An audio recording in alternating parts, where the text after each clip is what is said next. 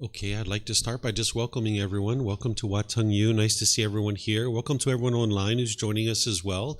This is the first day of our course, Harmony and Relationships, where you're going to learn all the aspects of the teachings of the Buddha that are going to contribute to harmony in your relationships. Because one of the things that the unenlightened mind experiences is difficulties and challenges in the relationships, whether it's your parents, your siblings, your life partner, your children, your boss or coworkers, neighbors, people like this. It usually is quite challenging for the mind to be able to have harmonious relationships. One of the biggest struggles in day-to-day life is when you have a broken relationship. It really weighs on the mind. So the teachings of the Buddha are going to guide you to this enlightened mental state, and as part of that, you would be learning how to have harmonious relationships. By the time you get to enlightenment, all your relationships will be really blossoming. They'll be at ease. You won't have any bitterness and harshness and hostility in your relationships. Right now, that's probably not the case. And that's just because the mind lacks certain wisdom that it needs and certain training that the mind needs in order to be able to have harmonious relationships. So I'm going to guide you in understanding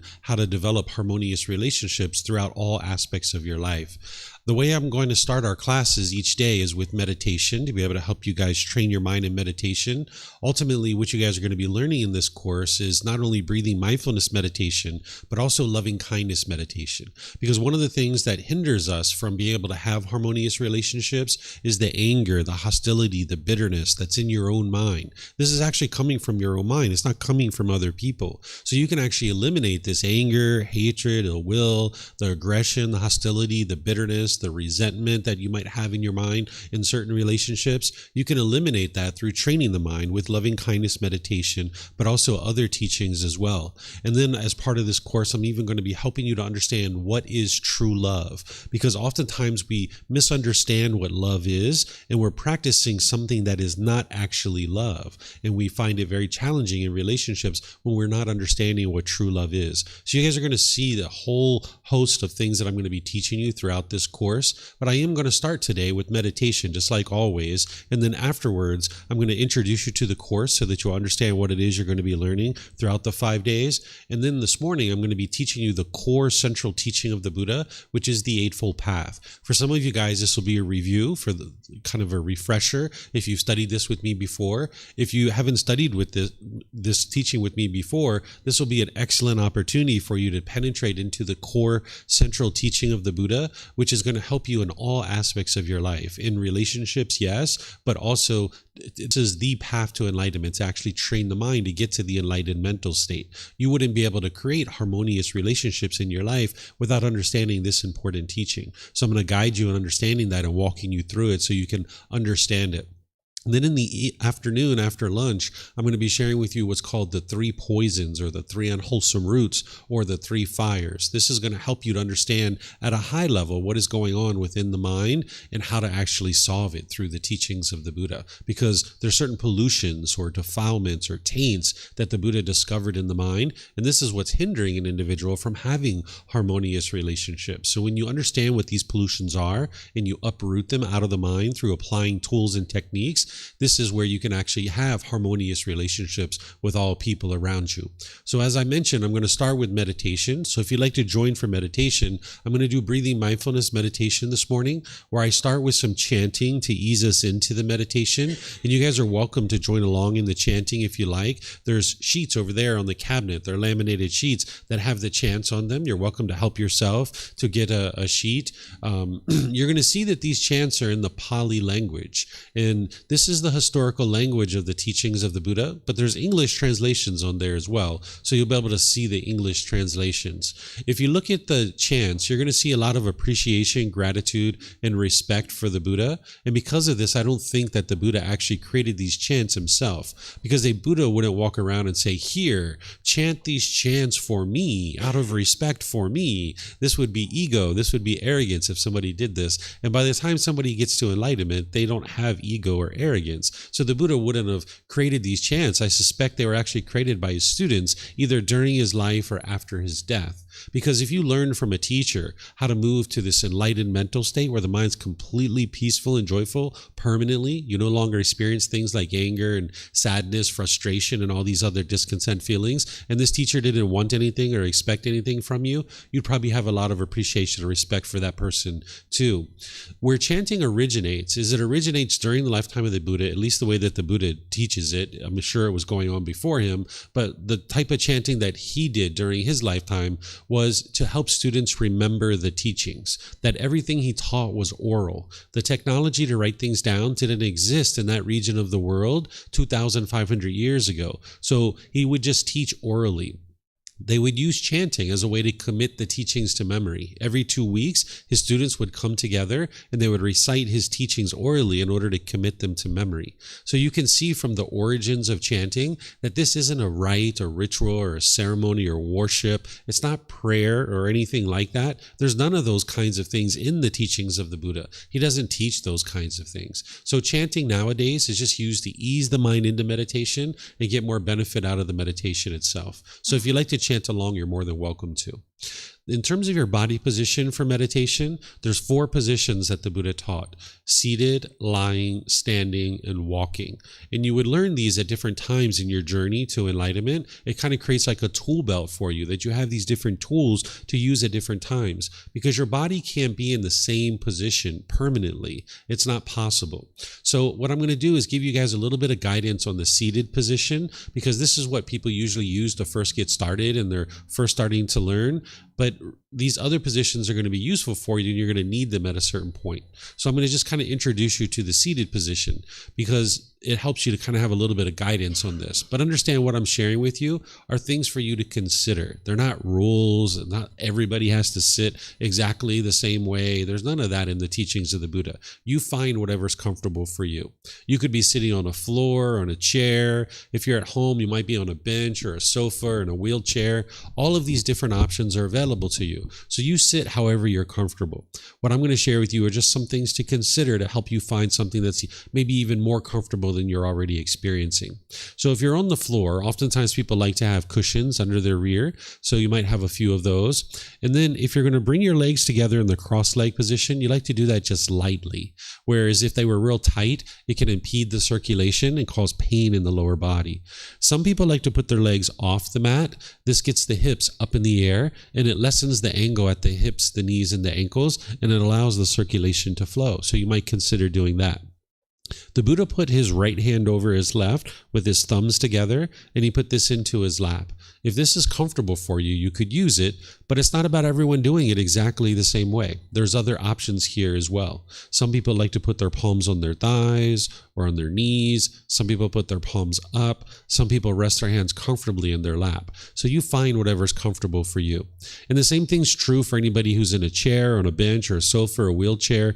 You can also sit however you're comfortable. Some people put their feet flat on the floor or lightly cross at the ankles, but you can see me sitting here in a chair with my legs crossed. So this is an option as well.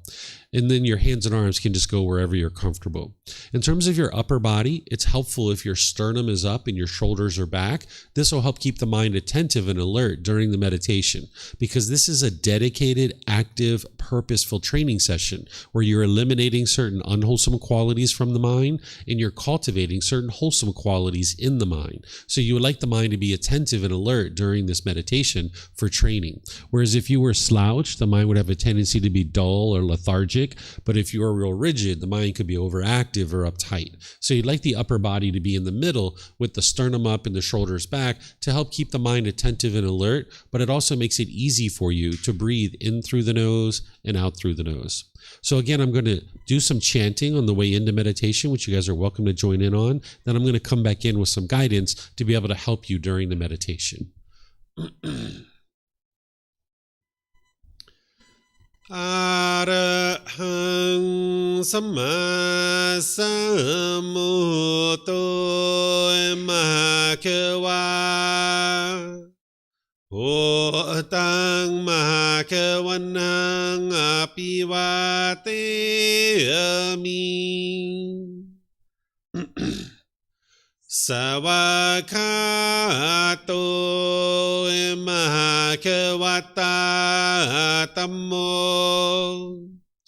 ธัมมังนามัสสามิสุปฏิปันโนมหาควโตสาวกสังโฆสังฆังนามามินับโมรัสสะภะคะวะโตอะระหะโตสัมมาสัมพุทธัสสะนับโมรัสสะภะคะวะโตอะระหะโตสัมมาสัมพุทธัสสะนับโมรัสสะภะคะวะโตอะระหะโตสัมมาสัมพุทธัสสะอิติปิโสมหะควาอะระหังสัมมาสัมพุทโธวิชาจารณังสัมมุโนสกขาโตโรกาวิตุอนุเตโรปุริสาดัมมาสติสัตตาตาวามนุสนังพุทโธภาควาติ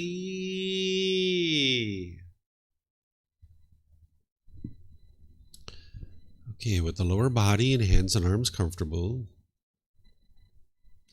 and the upper body erect. Just close the eyes and start breathing in through the nose and out through the nose. Here you're just looking to establish the breath. A nice, natural, steady, consistent breath. Not forced or controlled, just a gradual inhale through the nose, experiencing the full breath. And then whenever you're ready, exhale out through the nose. Breathing in and out.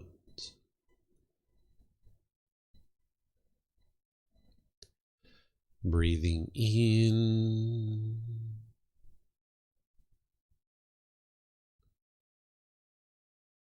and out.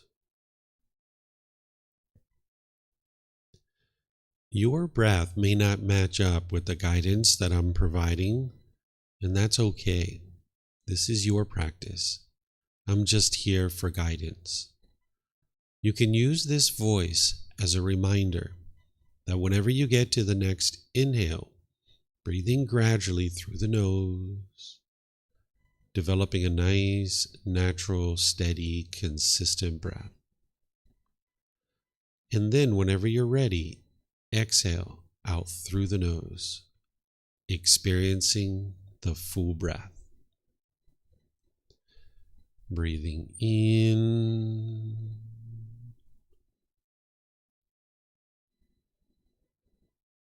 and out.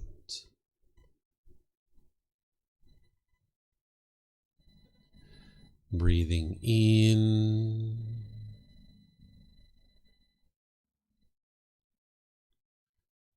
and out.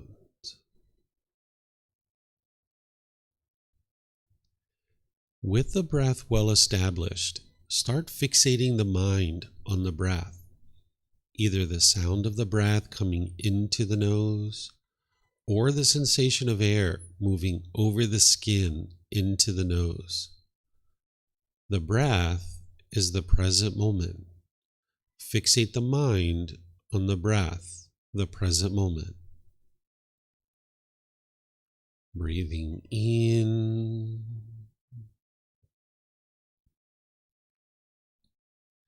and out. Breathing in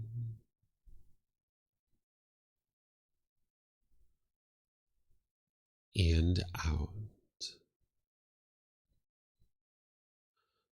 With the mind fixated on the breath, whenever you notice that it moves off the breath, cut that off, let it go, and come back to the breath, the present moment.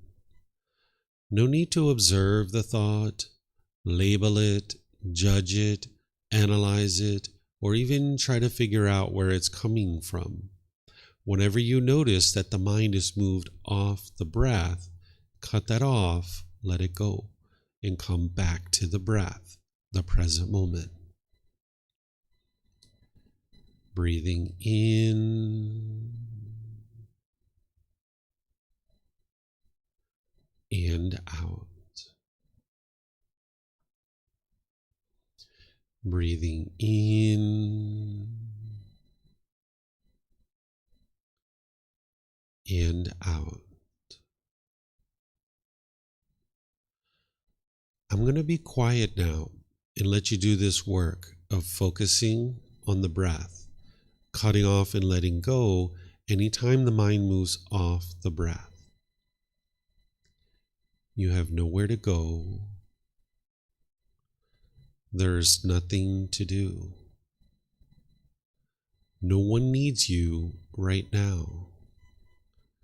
This is your time to focus on the breath. Breathing in and out.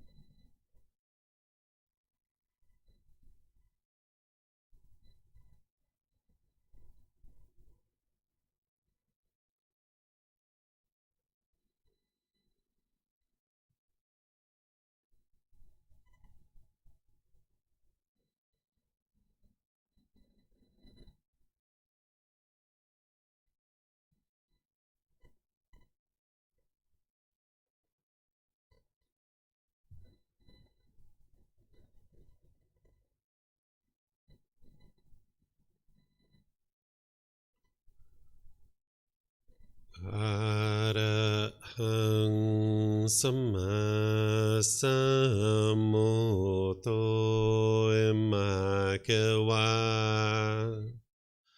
พุทธังมะกะวันหังอภิวาเทมิสวากขาโตมหะคะตาธัมโม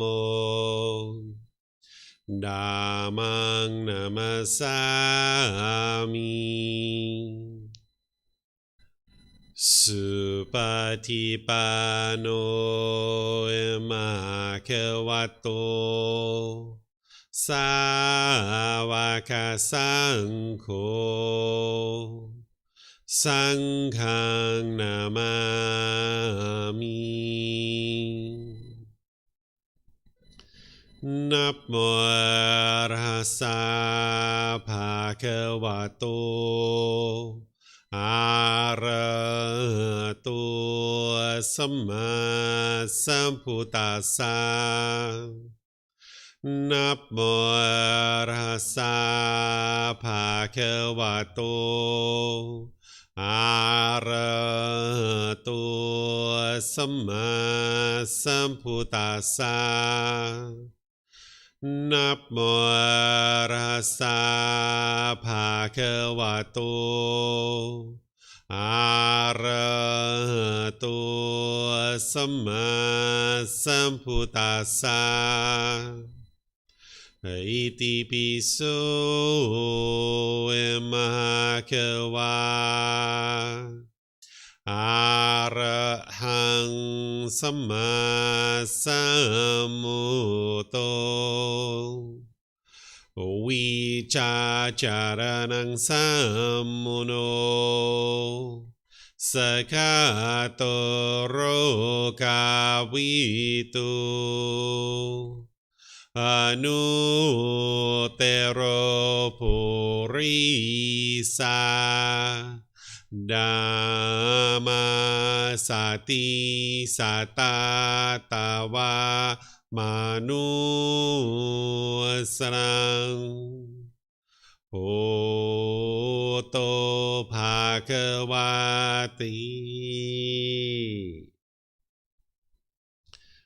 Okay, if you guys would like to slowly make your way out of meditation. Once again, welcome to all of you guys, everyone here at the temple and everyone online as well. Welcome to our course. What I'm going to do here is just give you guys a brief little overview of the course so you'll kind of know what it is that I'm going to be teaching you over the next 5 days. And then we're going to go into the very first talk, which is about the Eightfold Path, the path to enlightenment. So as we go, I'm going to be pausing it a few times to ask for questions. All throughout the course, I'm going to be stopping at certain times to ask, to see if you guys have questions. If you'd like to ask questions, we have microphones here in the white bowl. If you guys could use the microphones, that way the people online will be able to hear you, and we'll be able to hear you here at the temple as well. All you need to do is get a microphone and press the gray button. You'll see the lights come on, and you can just hold it up to your chin, and we'll be able to hear you here. They'll be able to hear you online as well. And then you can just keep these microphones with you because you might have more than one question, or someone around you might have a question. And if you're not using it, if you could just turn it off, that would be great so we don't get feedback through the speakers. For anyone online, you can ask questions by putting that through Facebook, YouTube, or Zoom in the comment section. I'll be able to see that. Or in Zoom, you can electronically raise your hand and then unmute your microphone and ask any and all questions that way.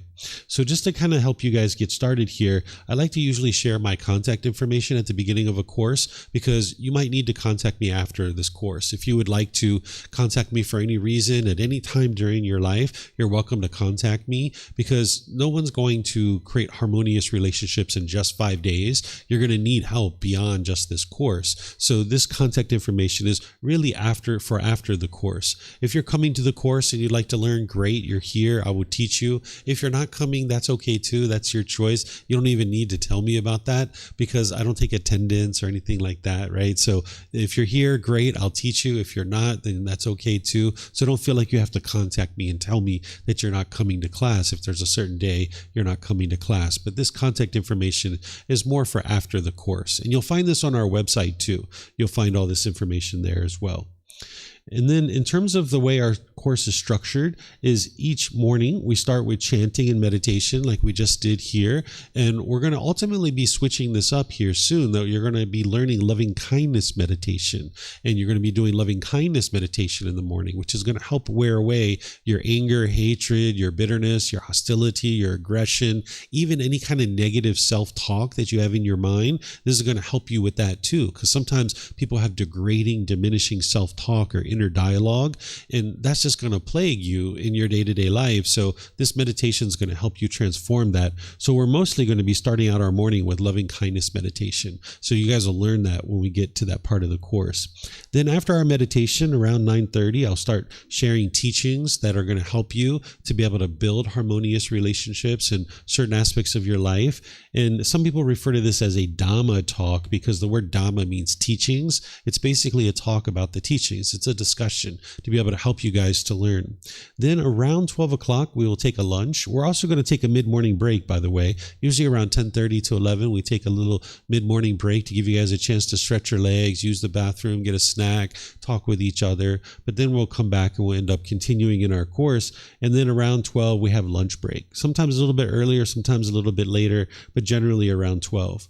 Then when we come back from our lunch break, I'll let you know each day what time we're coming back, but usually we come back around 1:30, but depends on what time we leave. We might come back earlier or later, but generally we come back around 1:30. That's again is where I'll share some talk on the teachings. And typically I'm teaching meditation, but not always, especially in this course.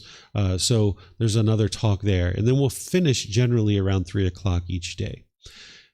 The course is essentially built upon these chapters of this book. This is the first book of our book series. It's called Developing a Life Practice, The Path That Leads to Enlightenment. You can actually get this for free.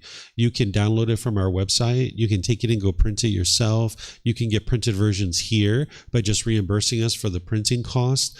So we can use that to go purchase new books, or you can get it on Amazon. If your country has access to Amazon, you can get it there. So I'm going to be teaching you guys chapters 4, 5, 8, 11, 13, 14, and 15. That's a core part of this course. But then there's about half of this course that I haven't written about because it's quite challenging to write about some of these topics that I'm going to be teaching you. So I'm going to be teaching you rather than having it in writing in terms of the book. But if you would like copies of the slides that I use, they're all on our website. You can go to buddhadailywisdom.com, click on free books. And if you scroll down towards the bottom, you'll see all the PDFs for the slides that I use. So you could print those out. There's a print shop right down the street. They'll even make a nice little bound book for you.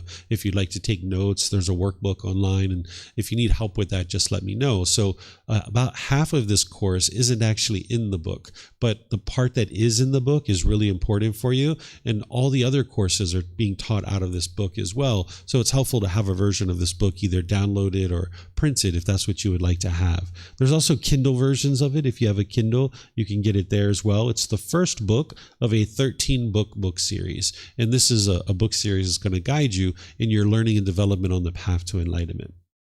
These are the topics that I'm going to be discussing with you. This morning, I'm going to be spending time helping you to understand the Eightfold Path. This is the path to enlightenment. As I mentioned, the whole reason why an individual has difficulties in relationships is there's certain pollutions that are in the mind. And it's the Eightfold Path that's going to help you train your mind to uproot those pollutions so that then you can have harmonious relationships with the people around you. So this is going to help you in all aspects of your life. You're going to experience more and more peace, more and more joy, as part of learning and practicing the Eightfold Path. And it's going to give you the tools that you need to build harmonious relationships. So this is the core central teaching of the Buddha, and everything else is built upon that. So that's why I'm going to spend some time helping you guys to learn that. And as I mentioned, some of you guys, it'll be the first time learning it. Others, it'll be a refresher for you guys, which is always helpful because you can't really learn this enough. I've had students learn this 4, 5, 6, 8 different times because they're working to commit it to their memory. So this is helpful to learn it more than one time. And you'll find the same teaching in every single course that I teach because it's so pivotal and so important. Then in the afternoon, I'm going to teach you the 3 poisons. This is the 3 high-level problems that the Buddha discovered in the mind and what's plaguing it from being able to experience peace and joy and harmonious relationships. So I'm going to help you to understand the problems, but then also the solutions. So you'll understand what the Eightfold Path is working to do, that it's working to eliminate these pollutions out of the mind and transform the mind. Then I'm going to teach you something called identifying cravings, cultivating non-craving and analysis of the mind. This is something we're going to learn tomorrow, where I'm going to show you how to almost go in and surgically remove the causes and conditions that are producing things like anger, sadness, frustration, bitterness, harshness, hostility, aggression, all of these things that you're experiencing in certain relationships. There's a way to actually go in and almost surgically remove this from the mind. So I'm going to be teaching you how to do that. Then I'm going to teach you something called the Brahma Viharas, or 4 healthy mental states: loving kindness, compassion, sympathetic joy, and equanimity. These are going to antidote very specific challenges that the mind has. And when you bring these into your mind and you cultivate these wholesome qualities, it's going to help you to get rid of certain unwholesome qualities like anger and hatred or jealousy. It's going to help you to eliminate indifference and worry and anxiety. It's going to help you eliminate like an overactive mind. If you're, tend to be overactive and your mind kind of gets into that state, it's going to help you with that. So you'll see these 4 healthy mental states and how cultivating them leads to improved benefits and results within your own mind. Then the real focal point of this course is learning love without attachment, true love. Oftentimes we misunderstand what is love in the unenlightened state, and what we're practicing in our day-to-day life and our relationships is not actually love.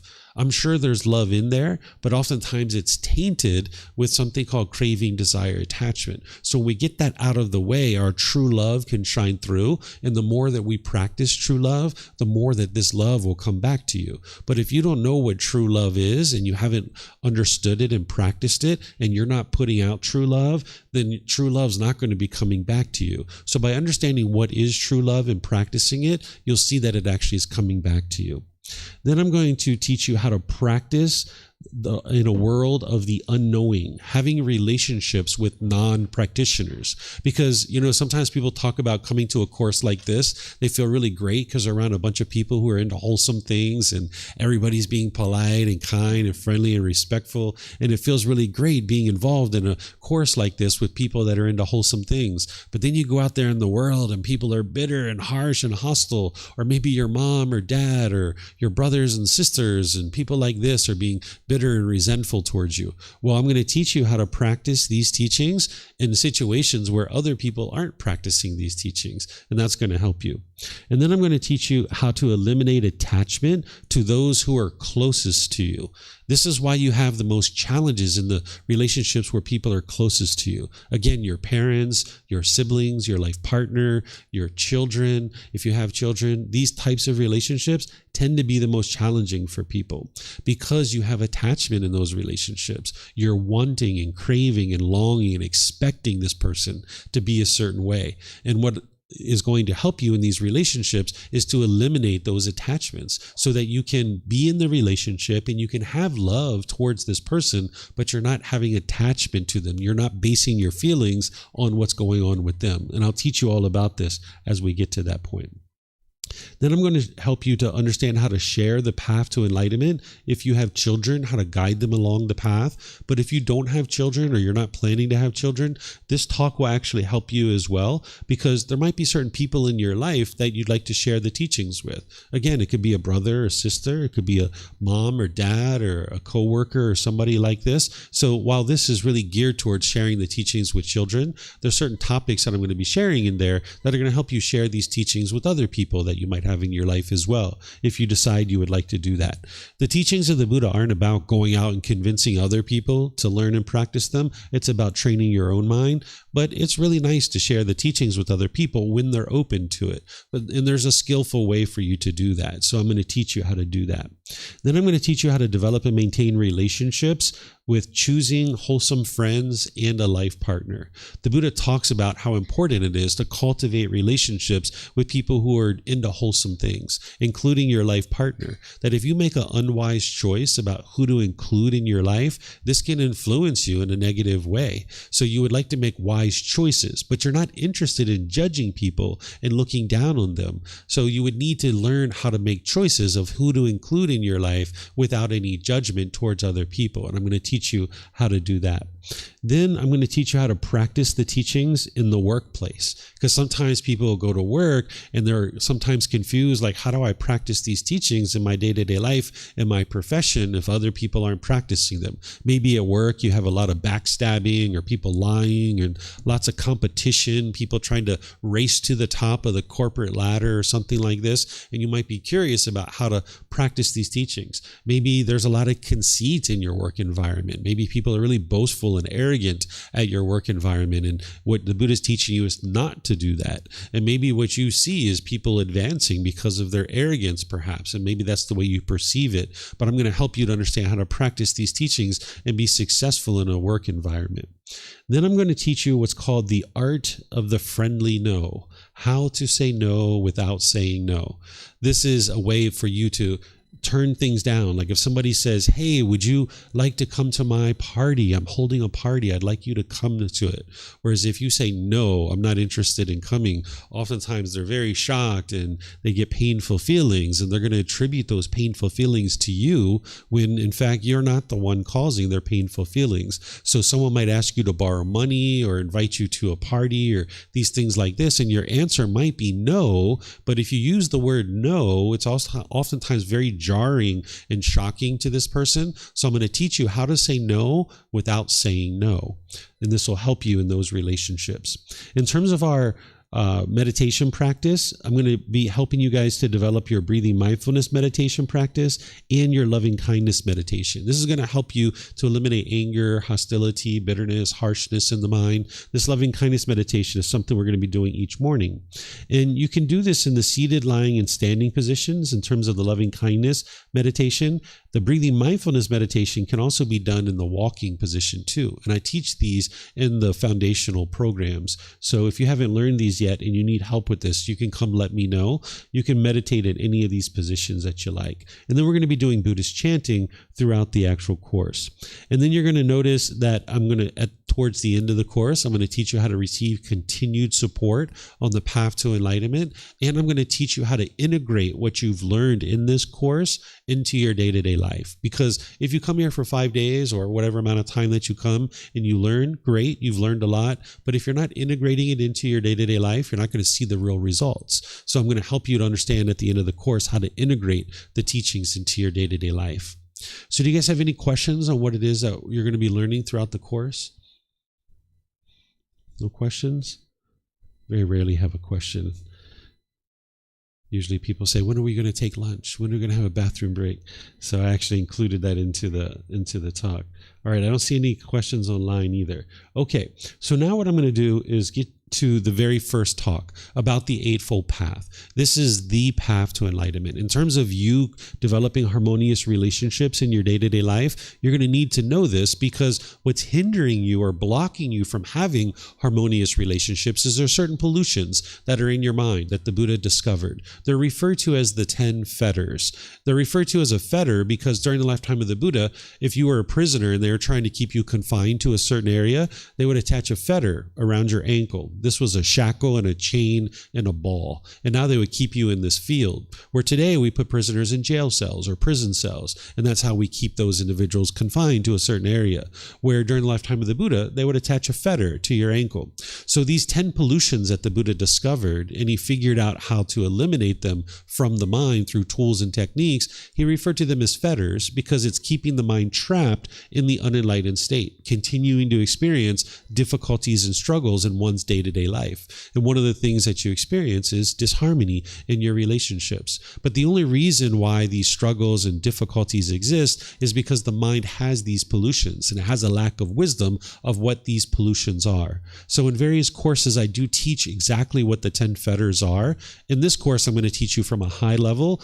This afternoon, craving, anger, and ignorance. I'll teach you those pollutions at a high level. But what this actual teaching is doing, the Eightfold Path, is it's helping to go in and eradicate these pollutions out of your mind through consistent, ongoing training.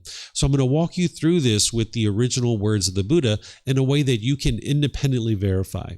What the teachings of the Buddha are based on is you cultivating wisdom. His teachings aren't based in belief. You'll never find any belief in the teachings of the Buddha. He never said, just believe me, because with belief, you don't know what's true or false. You're just believing it.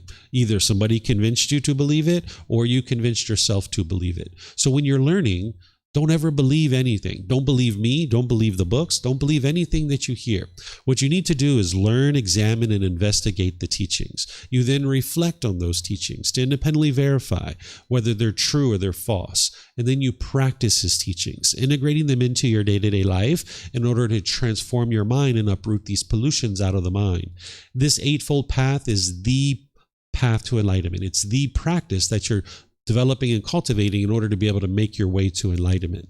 So through this learning, this reflection, and this practice, what you're doing is you're cultivating wisdom about true reality, about the way that the world truly works. Because the mind's lack of wisdom, misunderstanding how the world truly functions, this is where you'll have difficulties and struggles. The Buddha is teaching you, not rules and commandments, not beliefs or opinions or views. He's not teaching you any kind of doctrine or anything like this. He's not teaching you rites or rituals and ceremonies of worship. He doesn't teach any of those kinds of things. And if you've seen those things related to the teachings of the Buddha, those weren't the teachings of the Buddha. That's someone who's misunderstanding his teachings. Instead, he's helping you to be able to see the natural laws of existence. There are certain natural laws that are affecting you, whether you realize it or not. And if you lack wisdom of these natural laws, you'll tend to struggle and have difficulties because you're living in a world that you don't understand. That stress and anxiety, the worry, the fear, the guilt, the shame, the sadness, the anger, this is all an indication to you that you're living in a world that you don't understand, and this is why the mind's experiencing those feelings. Just like when we didn't understand the natural law of gravity, we struggled and we had difficulties. We fell down, we hit our head, we bumped our elbows, we broke our toys. We had all kinds of troubles with the natural law of gravity. But slowly but surely, we gained wisdom of this natural law. And as we did, we started navigating the world more peacefully. We never believed in the natural law of gravity. We saw the truth for ourselves. We can see that the natural law of gravity is actually real. There it is. We can see it. We're not believing in it. We can see it. And we needed to cultivate wisdom of this natural law, because when we lacked wisdom of the natural law of gravity, we navigated the world in a very cumbersome way.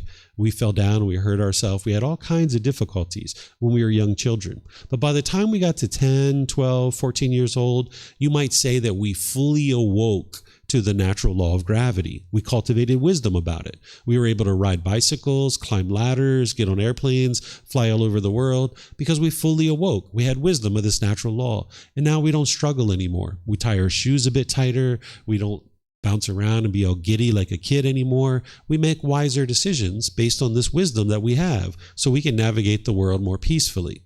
But there's other natural laws that are affecting you whether you're aware of it or not. And if you lack wisdom of those natural laws, you'll struggle and have difficulties, just like we did with the natural law of gravity. So what this Eightfold Path is doing for you is helping you to be able to see some insight into these natural laws. And everything the Buddha taught in one way or another integrates into this Eightfold Path. So I'm going to walk you through this in a way that you're not believing it, but you can intellectually understand it. That's the learning and an examination and investigation.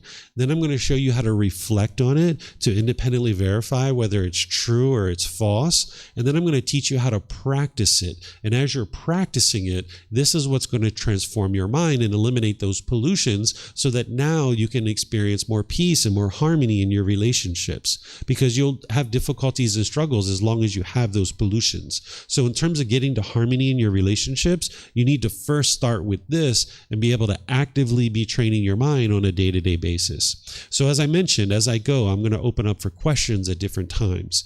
But just be sure that you're not believing what I shared. That's why I have the question period, because I'm sure you're going to hear things that are opposite of what you currently think about the world.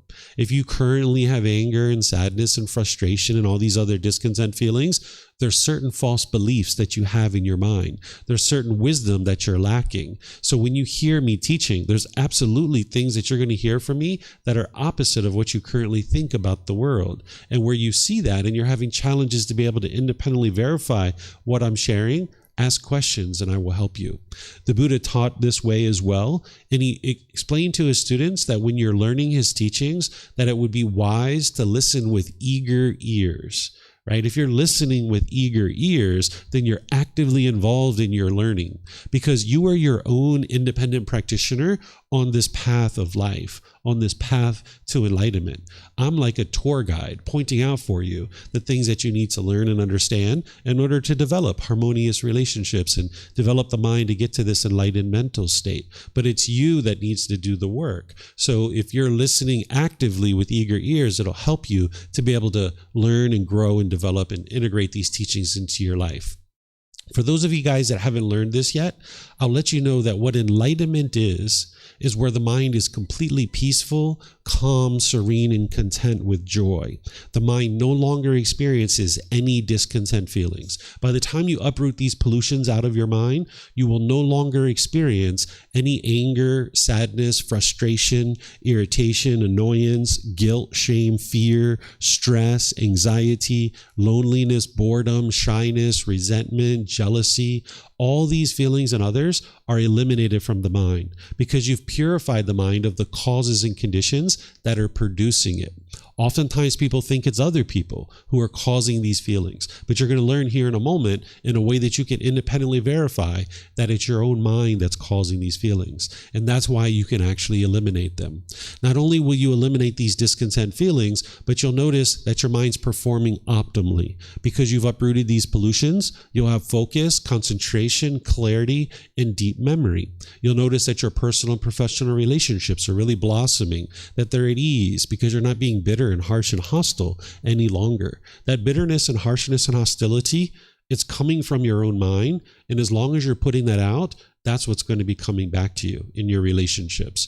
So when you're transforming your mind and you're functioning with this better way of life that the Buddha taught, you'll experience improvement in your day-to-day relationships. So these are some of the benefits among many others that are going to be experienced as your mind is eradicating this pollution. By the time you get to enlightenment, you don't even have a bad mood anymore. It's physically impossible for an enlightened being to experience even a bad mood. So it's this Eightfold Path that's going to guide you in helping you to understand how to do that. So there's 8 individual factors on the Eightfold Path, and I'm going to take the entire morning to share this with you and really take our time and walk through it. We're going to take a break at a certain point as well. And the way that you might see this Eightfold Path, these 8 individual factors, is that if you had a speaker system and you were trying to get a better and better quality sound out of the speakers, you would kind of tweak these 8 dials trying to get a better and better quality sound out of the speakers. Well, it's the same thing with your mind, that if you dial this into your life closer and closer, your mind will perform more optimally, just like the speakers will have a better sound. So each one of these have words of the Buddha behind them. I'm going to use the words of the Buddha to help you understand this. And it's organized into 3 sections: wisdom, moral conduct, and mental discipline. And we'll just walk through this slowly but surely, helping you to understand this, because all the teachings of the Buddha in one way or another integrate into this Eightfold Path. So here's the first step on the Eightfold Path. It's called right view. And these are the words of the Buddha. He says, "In what, monks, is right view? It is, monks, the wisdom of discontentedness, the wisdom of the cause of discontentedness, the wisdom of the elimination of discontentedness, and the wisdom of the way of practice leading to the elimination of discontentedness. This is called right view." So what he's doing here is he's pointing to another teaching. It's called the Four Noble Truths. As I mentioned to you, his other teachings integrate into this. The Four Noble Truths is underneath of this line here. It goes on from here. I just put the top section of it so that you could see the connection between the Eightfold Path and the Four Noble Truths. So you can build confidence that, yeah, what the Buddha is talking about with right view is the Four Noble Truths. And now what I'm going to do is I'm going to teach you the Four Noble Truths in a way that you can independently verify. Because the Four Noble Truths are going to help you have a breakthrough. In 4 simple statements, the Buddha is going to explain to you what is the problem in your mind, what is the cause of that problem, what is the elimination of it, and what is the path forward to completely fixing it in a way that you can independently verify it. So I'm going to teach this to you so you can have this breakthrough and learn once and for all, why do you keep experiencing anger and sadness and boredom and loneliness and guilt and shame and fear and all these other discontent feelings. So in order to teach you the Four Noble Truths, I need to first teach you the 3 universal truths. These are like building blocks to help you understand the Four Noble Truths. So I'm going to walk you through this in a way that you can independently verify. So this first one is called the universal truth of impermanence. Now, first, we're going to do the intellectual learning here. Okay, this is only going to take me a couple minutes to share this with you. The universal truth of impermanence is explaining to you the way the world is. Remember, the Buddha didn't explain the way the world should be. He's explaining to you the way the world is, because that's the reason why the mind's having struggles and difficulties, because it doesn't understand the way the world is. What he's explaining to you is the way the world is that it's impermanent. Things are constantly changing. They arise, they change, and they fade away. This is called a conditioned object, that things are impermanent. They're constantly changing. And this is going to be very key when we get to the Four Noble Truths. So anything that you can see, hear, smell, taste, anything that comes in contact with the body, or any thoughts or ideas that go through the mind, they are all impermanent. They are temporary. They arise, they change, and they fade away. Okay? So anything you see, hear, smell, taste that you come in contact with the body or that goes through the mind, it's all impermanent. It's constantly changing. These are called conditioned objects. Then there's something called an unconditioned object. An unconditioned object doesn't arise, it doesn't change, and it doesn't fade away. Enlightenment is that way. When you get to enlightenment, the mind is now unconditioned. So that is a permanent mental state. The natural laws that the Buddha taught, they are also unconditioned. They don't arise, they don't change, and they don't fade away. This is why his teachings are timeless. That whatever he taught 2,500 years ago, it's the same exact natural laws that exist today. So they don't change. So these are the 2 things that are permanent. They're unconditioned. Enlightenment and the natural laws themselves. Where everything else that you can see, hear, smell, taste, that comes in contact with the body, or any thoughts or ideas that go through the mind, that is all impermanent. It's constantly changing. Okay, so that's the intellectual learning about this. Now we move it into reflection, because you need to independently verify this. Don't believe what I'm saying. You need to be able to see the truth for yourself and cultivate wisdom. So what you do is you look around the world around you and you try to determine if what I'm sharing is true or is it false. Because if it's a universal truth, you should be able to independently verify it. So what I suggest you do is you start with looking at something that you're very familiar with, which is this human body. And you can ask yourself, is this body permanent or is it impermanent? If this body is permanent, that means it's been exactly the same your whole life and it doesn't change. If this body is impermanent, then that means it's constantly changing. So what would you say? Is this body permanent or impermanent?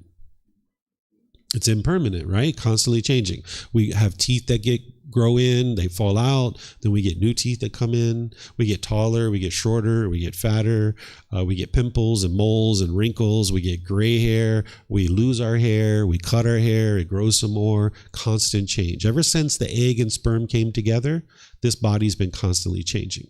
Okay? What about your relationships? If your relationships are permanent, it means you've had exactly the same people in your life, your entire life.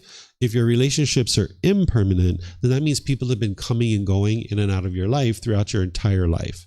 So are your relationships permanent or impermanent? They're impermanent, right? People are constantly coming and going. What about your bank account? Is your bank account permanent or impermanent? Impermanent, right? Some people would like it to be permanent, but it's impermanent, right? It's going up and down and up and down. Some people's goes up, up, up, right? And some people's goes down, down, down. But that's impermanence. It's constantly changing. What about the weather? Is the weather permanent or impermanent? Is it always sunny? Is it always raining? Is it always snowing? Right? None of these things are permanent, right? So what you'll see is that the weather is constantly changing. Okay, so we could go on and on and on and on here. And if that's what you need to do, I suggest you do it, because you're going to need to deeply soak into the mind to understand that this is a universal truth, that everything around you is constantly changing. When you're walking down the street and you see a crack in the sidewalk, that is impermanence. When you look on the floor of the temple, you see these wood planks. They're different lengths, different size, different color, different texture. This is all impermanence. We started with a certain number of people in our class, and that has changed. More people have come, right? That is impermanence. And now some people are leaving, right? That's impermanence. Things are constantly changing, right? You're never going to be in a situation where things are permanent, because things are constantly changing. So you need to be able to see this. And if you need to walk around the world to be able to look and see, you can see this for yourself. Right? Not only when you're walking down the street is there a crack in the sidewalk, but here in Thailand, the sidewalks go like this. You have to walk up and walk down on the sidewalk. Some streets have sidewalks, some streets don't, right? This is impermanence. Okay, so you're going to need to independently verify this and know it to be true. And this is a building block that's going to help you when you get to the Four Noble Truths. Then there's the second universal truth, which is called discontentedness. If you've studied the teachings of the Buddha in other places, you might have heard the word suffering being used here. I don't use that word suffering because, in my opinion, it doesn't really describe what the Buddha was talking about here. I'm going to explain to you what this universal truth is. Then I'm going to circle back and help you understand why I don't use the word suffering. I use the word discontent, discontented, or discontentedness, because it explains the full spectrum of emotions and feelings that the Buddha is talking about. Because what he's talking about here in the universal truth, this second universal truth, is what the unenlightened mind experiences. He's talking about conditioned feelings, that an unenlightened being is going to experience pleasant feelings, painful feelings, and neither painful nor pleasant. And these are called conditioned feelings. In the original text, it's used as dukkha, and this translates to discontent, discontented, or discontentedness. The Buddha's talking about how the mind's shaken up. It's unsteady, it's uncalm, that based on some condition, you will get happy or excited or elated or thrill or euphoria, right? Like maybe your boss comes in and says, hey, I'm going to give you a raise, $20,000. Oh my goodness, I'm so happy. Based on the condition of getting more money, the mind is now experiencing a pleasant feeling, right? Or maybe your mom calls you and says, hey, I'm going to come visit you and we're going to make some food. I heard you got a new house. I'd like to come visit you. This is going to be great. Mom's coming to visit, right? So maybe you'll be really excited in that situation, perhaps, right? Or you might experience painful feelings, right? It just depends, right? Based on some condition, you're now going to experience painful feelings like sadness, anger, frustration, irritation, annoyance, guilt, shame, fear, stress, anxiety. Based on some condition, you might experience these feelings. So maybe if you got really happy when it was sunny outside, based on the condition of the sun, well, now when the sun goes away, you'll experience these painful feelings, right? There's many different painful feelings. Then there's neither painful nor pleasant. And I put boredom and loneliness here, but some people say that's very painful for them. So you could put that in the painful category. But shyness is a good example of neither painful nor pleasant. It's not painful, it's not pleasant. It's just uncomfortable. Say like somebody you don't know comes and sits really close to you on public transportation and your body is touching their body. You might say, it's not painful, it's not pleasant, it's neither painful nor pleasant. The mind is uncomfortable or it's dissatisfied, right? This is the neither painful nor pleasant. So these are the three feelings that the unenlightened mind experiences: pleasant feelings, painful feelings, and neither painful nor pleasant. These are conditioned feelings. based on some condition, the mind is then going to experience a feeling, right? So if you wake up in the morning and it's sunny outside, you might be so happy and excited because, wow, I'm going to go hiking. There's this trail I've been wanting to go on for several weeks and I haven't been able to go. And now it's sunny. I'm going to call my friends and let them know so we can go out hiking together. Ah, this is going to be a blast, right? Now you're so happy based on the condition that it's sunny. But then you go take a shower and you come out and you see it's raining. Now you're frustrated, you're angry or annoyed.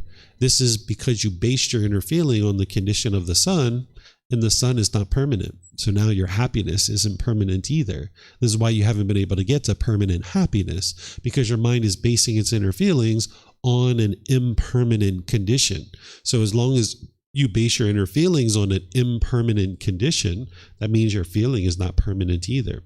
So if you base your feelings on your bank account when it's up here and you get really happy, when it goes down here, you'll be sad, right? So this is what the unenlightened being is experiencing. Their mind's going up and down and up and down and up and down. It's only a matter of time before you become angry or frustrated at something. That's what the unenlightened mind experiences. An enlightened being doesn't experience this. Their mind is beyond this. If they wake up in the morning, they see it's sunny outside, they were already happy before they saw that it was sunny outside. They're glad, they're cheerful. Without any condition needing to be met, they're already happy. So now they see it's sunny outside. It's like, sweet, I'm going to go hiking today. I've been interested in going on this trail. I'm going to call my friends and let them know. Let me go take a shower. And then when you come out and it's raining, it's like, it's raining. Can't go hiking today. Well, maybe I'll stay home and read a book. Maybe I'll invite my friends over. We'll cook some food, have a good time. Maybe I'll go to the mall. There'll be something else. You'll maintain your happiness. You can maintain your joy. But if you've based your inner feelings on the sun, when the sun goes away, you can't be happy anymore. So an enlightened being is beyond the conditionality of these feelings. Their mind's not going up and down and up and down. It's just always joyful. It's always happy. There doesn't need to be any condition met. In the unenlightened state, this condition has to be met, this condition has to be met, this condition has to be met, this condition has to be met, and then I will be happy. And that happiness shrinks. You're essentially sabotaging your ability to be happy permanently. So the Buddha has a solution for this. But what this is describing is the problem in the unenlightened mind. What a lot of people translate this to be is suffering. I don't translate it that way because, in my opinion, the word suffering explains the painful feelings really well, right? When you're experiencing anger and sadness and frustration or guilt or shame or fear, stress, anxiety, you might say you're suffering. But if your boss came in and gave you a $20,000 raise, would you say you were suffering in that situation, right? Or if your mom said she was going to come visit you and you guys were going to cook some food, if you were so excited about that, would you say you were suffering? Probably not, right? Or if, say, somebody you don't know came and sat really close to you on public transportation and your body was touching their body, you probably wouldn't say you were suffering in that situation. So if we use the word suffering, it's only explaining one aspect of this very important teaching. Basically, you're missing 66% of the Buddha's teachings. You're only understanding 33% of what he taught.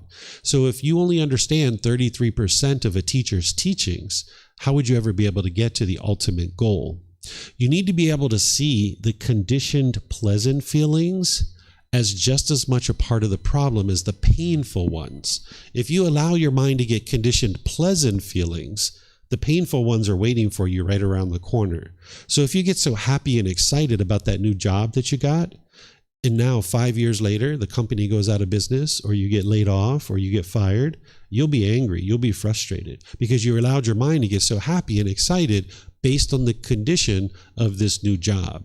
So now 5 years later, you might not even know that the whole reason why your mind's getting so angry and frustrated is because you allowed it to get so excited over here, right? So by the time you get to enlightenment, your mind will just be cheerful and glad and happy all the time. If you have a job, great, I'm happy. If you're unemployed for a period of time, hey, you can still be happy.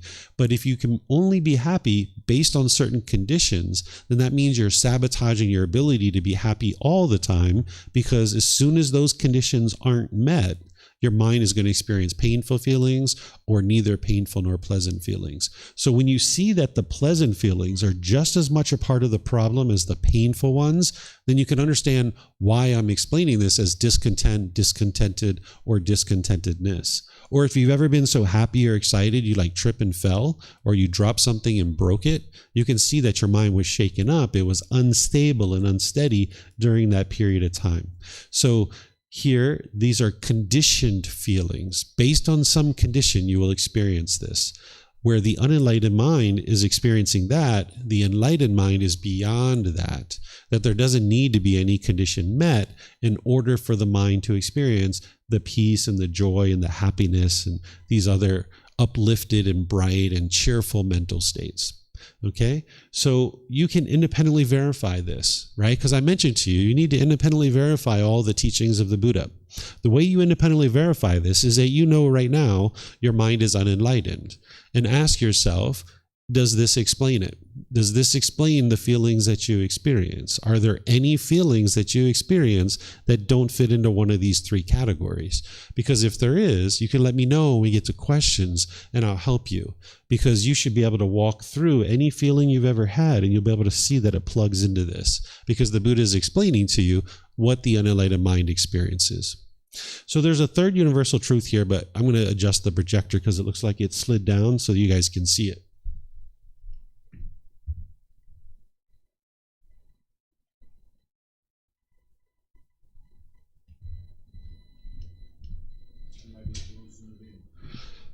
No, it's just the up and down. Yeah. So here's the third universal truth. It's called non-self, okay? This is a solution to one of the problems that the Buddha discovered in the mind. Remember, there's these 10 individual pollutions, referred to as the 10 fetters. The very first pollution, or the very first fetter, is called personal existence view. The universal truth of non-self is the solution for that. So let me explain to you first what the problem is, and then I'll explain to you the universal truth of which is the solution. So the personal existence view is the mind's misunderstanding or confusion that this body or this mind is you and who you are as a person. So the mind will cling to a self-image or a self-identity, wanting to be perceived by others in a certain way. And if you're being perceived that way, you'll be quite happy and quite joyful. But if you're not being perceived that way, you'll be angry or frustrated or sad.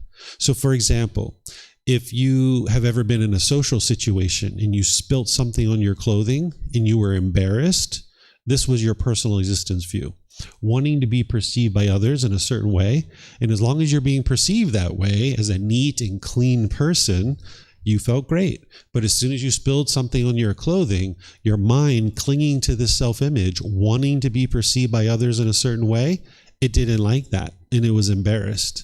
Or if you've ever looked in the mirror and you saw a pimple or a mole or a wrinkle or something like this, or gray hair, or maybe you were losing your hair and you were shaken up by that, that was your personal existence view, wanting to be perceived by others in a certain way, and now going out into the world with this pimple or this wrinkle or this mole or some other thing like this, your mind was shaken up and it didn't like that because you weren't being perceived the way you wanted to be perceived. Or say you were in a situation where let's just say that maybe you're gaining a little bit of extra weight and now you go out into the world and now you're shaken up by that, right? Or say you were standing in front of your closet thinking, who am I going to see today? And how do I want to look? How do I want to appear?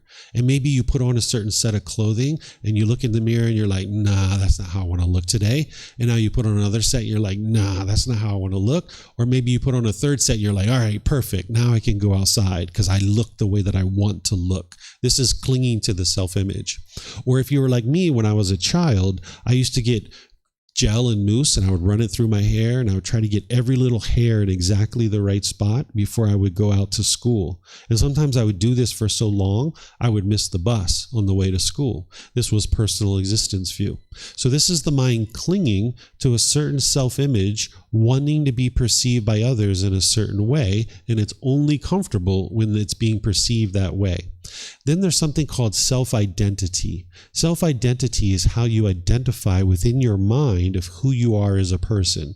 This could be based on your culture, your ethnicity, your sexual orientation, your job or occupation, maybe your nationality or something like this. If you cling to any of this I am, then at some point you're going to be discontent. For example, if you cling to the idea, I am Spanish, or I am American, or I am Polish, or I am Chinese, or any of this I am around your culture, your ethnicity, your sexual orientation, your job or occupation, your nationality, well, as soon as you hear things that are agreeable based on that identity that you're holding on to, you'll have pleasant feelings. But when you hear things that are disagreeable to you, you'll have painful feelings. So for example, if you were sitting at a restaurant and 2 tables over, they're talking very fondly about your nationality. All Spanish people are loving and kind and warm. All Chinese people are warm and gentle and loving, or all Brits are so wonderful. Wow, they're talking about me, right? But then 2 tables over, someone else is talking in a degrading and disparaging way about the place where you come from. And now you're angry, you're frustrated, because you're holding on to this identity, thinking that this is who you are as a person. And now you're frustrated or angry or irritated. Or say you have the identity of, I am a boyfriend, I am a girlfriend, I am a husband, I am a wife. And now when you're in that relationship, you feel quite great. You feel pretty comfortable. But then when you guys break up and now you're single, you might feel uncomfortable in this situation. You might have felt like you wanted to hurry up and get right back into another relationship. This is the mind thinking that that's going to solve the problem, because it's uncomfortable with I am single, because the mind's identifying with I am a boyfriend, I am a girlfriend.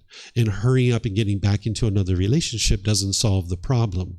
Or say you have a certain job or occupation, like say you were a police officer. And now, as long as you're doing that job, you feel great. But maybe 10, 15, 20 years into this, maybe you get fired, maybe you get laid off, maybe you get injured, maybe you retire, and now you're not doing that job anymore. Maybe you're a taxi driver, right? And now your mind's identifying with, I am a police officer.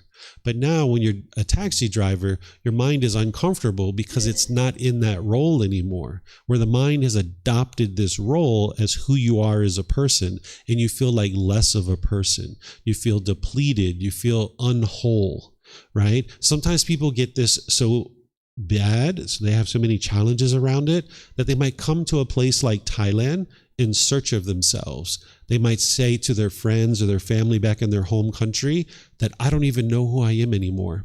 I need to go find myself. I need to go find my true self. So they might come to a place like Thailand in search of themselves. Well, here in Thailand, you're not going to find yourself, because what the Buddha is teaching you is that it does not exist, that this body nor this mind is who you are as a person. But as long as you cling to it, you'll think that these things are you, and now you'll have difficulties and struggles related to it. So someone might come here to Thailand and they find a new job, new hobbies, new activities, new friends, things like this, and they go back to their home country and they say, I found myself. I feel so much better. I feel whole again because I found myself. But then as soon as all that stuff changes, because it will, because of impermanence, now as soon as all that stuff changes, they're right back where they started from. They don't know who they are anymore, because they were clinging to this job, they were clinging to these friends, they were clinging to these hobbies and activities, thinking that that's who they were as a person. And the Buddha's helping you to be able to see is that none of that stuff is you, but your mind's going to keep clinging to these things, thinking that it is you. In fact, ever since we were born, our mind has been essentially conditioned to think this way. We were all given labels at birth. I don't know what your label is, but my label was David, right? We were given names, and now we have certain personality, certain character that we put around that. And now our mind adopts this conditioning of who we think we are as a person.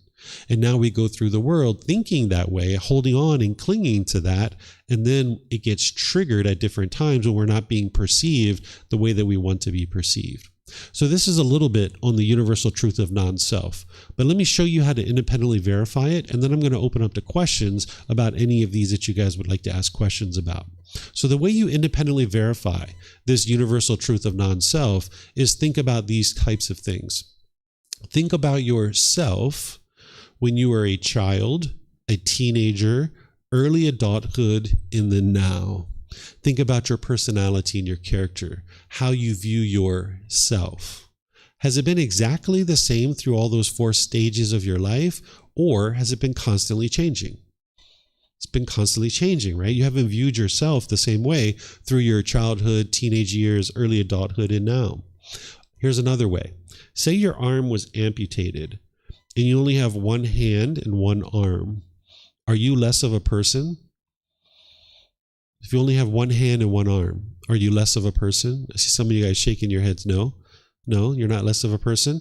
So there you see, intellectually, you understand this body is not you, right? Because otherwise you would have answered that question differently, right? But your mind, in the heat of the moment, has confusion. It has misunderstanding. That's the personal existence view, that it thinks that this body is you. Because if somebody says something about your hair or your skin complexion or your eyes, either positively or negatively, you're going to form feelings based on that because your mind is clinging to this body, thinking that this is who you are.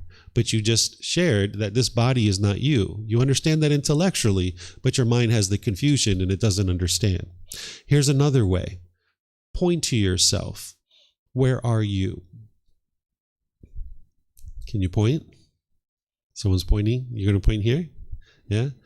Someone's doing this, right? Sometimes people point here. Sometimes they point here, right? This is a common thing. If that's where you're going to point, that's fine, right? But let's look at this. Let's analyze this because we need to reflect and independently verify.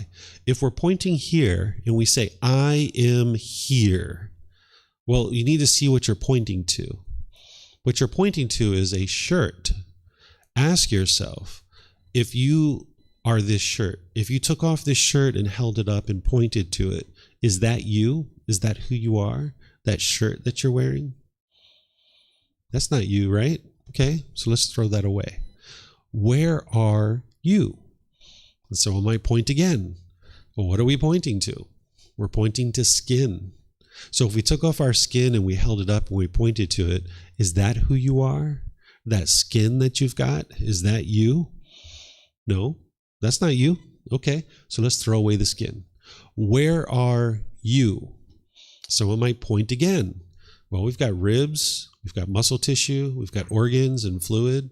None of those bits and pieces and parts are you, but the mind's going to keep clinging to this and trying to hold on to it and think that this is you. And that's where you run into the confusion and the misunderstanding in the heat of the moment when somebody says something either positively or negatively about this body.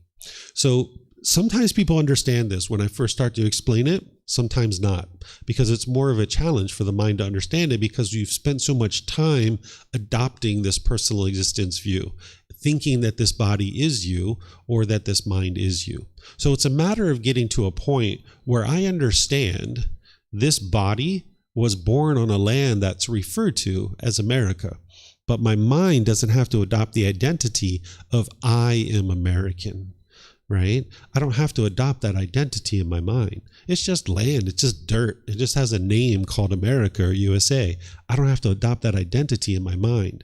Or I can understand that I'm fulfilling the role of a Buddhist teacher and I'm sharing the teachings of the Buddha, but I don't have to adopt that identity of who I am as a person. Because then when someone says all Buddhist teachers are lovely and kind and warm and gentle, okay. Someone says, all Buddhist teachers are horrible, they're blah, blah, blah, blah. They're talking all this negative, degrading stuff. Okay, they're not talking about me because I'm not a Buddhist teacher. I perform the role of a Buddhist teacher, but my mind hasn't adopted that identity.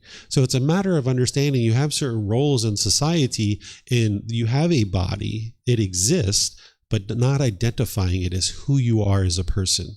So there is a body, there is a mind, and it's come together for this existence, but this doesn't define who you are.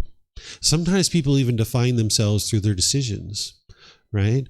I have a student one time, he called me up He contacted me because I give personal guidance for students for free, just helping them to learn and grow and develop on the path. He said, David, I'm having all kinds of trouble ever since COVID. I said, really, what's happening? I'll help you out.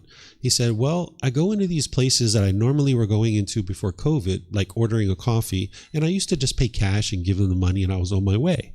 But now when I go in, they don't take cash, so I have to pay with contactless payment, and they have a computer system. And when they turn around their computer system, it says tip 20%, 25%, 30%, and I am a great tipper. And I don't tip in these situations. I've never tipped in these situations. But every time I go into these places and I don't tip, I feel so miserable. I feel so uncomfortable, right? And I don't understand what's going on here. I am a great tipper. Why do I feel so uncomfortable when I don't tip?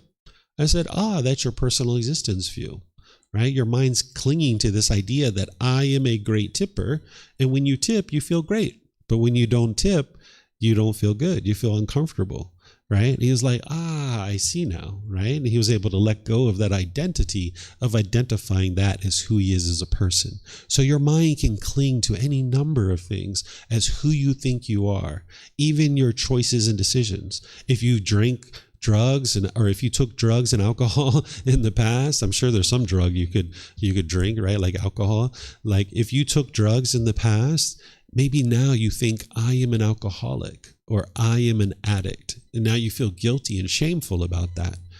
No, you're not an addict. You're not an alcoholic. You used to use drugs and alcohol in the past. Those were choices and decisions that you made, but that doesn't define who you are as a person.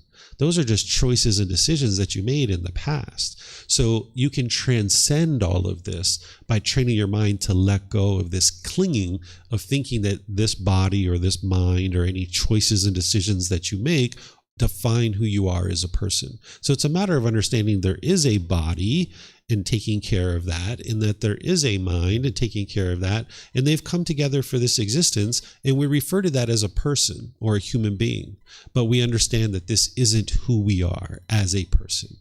So I'm going to stop here and see what questions you guys have to make sure you understand these building blocks before we go into the Four Noble Truths. So is there any questions you guys have here on these three universal truths? Yes, sir. If you could get a microphone here. And it looks like someone behind you has a question too. For those of you guys online, you can put your questions into Facebook, YouTube, or Zoom, or you can raise your hand in Zoom and ask any questions that you like. You're welcome to take that back. Yeah, you're welcome to take that back to your seat too, by the way. Is there a fourth that is pleasant and painful? So there's three feelings that the Buddha describes. Is there any feeling that will have a fourth category, which is both pleasant and painful? No. It's either going to be pleasant, painful, or neither painful nor pleasant. And was the third word after personal existence? Feud? Mm-hmm. F-E-U-D as in fight, quarrel? View. V-E-I-W. Got it. You're welcome to take that back with you. You might have more than one question. Yes, ma'am. Yes. Is it possible to experience like euphoria without going to a painful feeling later? No. If you experience conditioned pleasant feelings, you will experience the painful ones. It's like getting into the mafia. When you get into the mafia, wow, so great. I got all these friends. I got new ways to make money. I've got protection. Wow, this is really great. But now when you leave the mafia, it's very painful, right? You got to walk out of the mafia. It's the same thing. If you allow your mind to get so excited when it's sunny outside, when it's not sunny anymore, you'll be frustrated and agitated or annoyed. So if you allow the mind to have a conditioned pleasant feeling, it will get the painful ones. But remember, they're conditioned pleasant feelings. By the time you get to enlightenment, your mind is experiencing unconditioned happiness, unconditioned joy, where it's just always happy and always joyful. And there doesn't need to be any condition met in order to experience that. All right. Let me see if we have anything online. I don't see anything here. And you have something? Oh, you have another question? Yes. Yeah, go for it. I think my mind struggles with the wording because I could say I came to Thailand to find myself, but realizing there's no self. Then how could I say instead of finding myself? Came to Thailand to learn and grow and develop as a human being. Okay. Mm-hmm.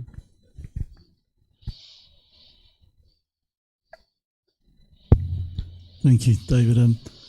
I sometimes wonder how much different feelings to experience, connect me with other people. Mm-hmm. You know, if I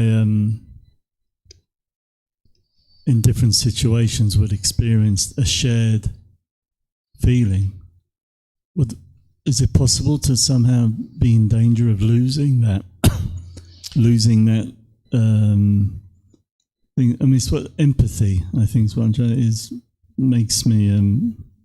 If I walk in here today and you're sitting there weeping, I would hardly feel like sitting here and going, "Oh, David's weeping today."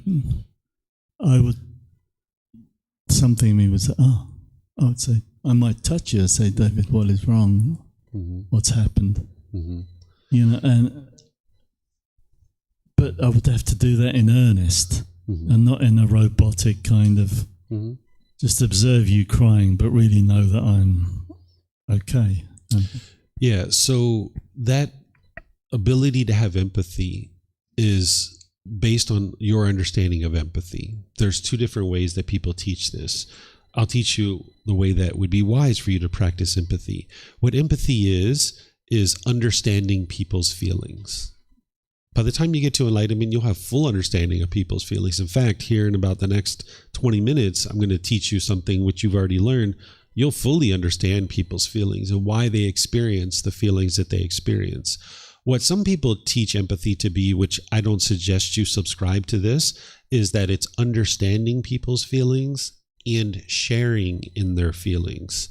You don't need to share in someone's feelings in order to understand them, right? So this is like example, like mom is in the quicksand and you jump down into the quicksand with her to be able to help her get out.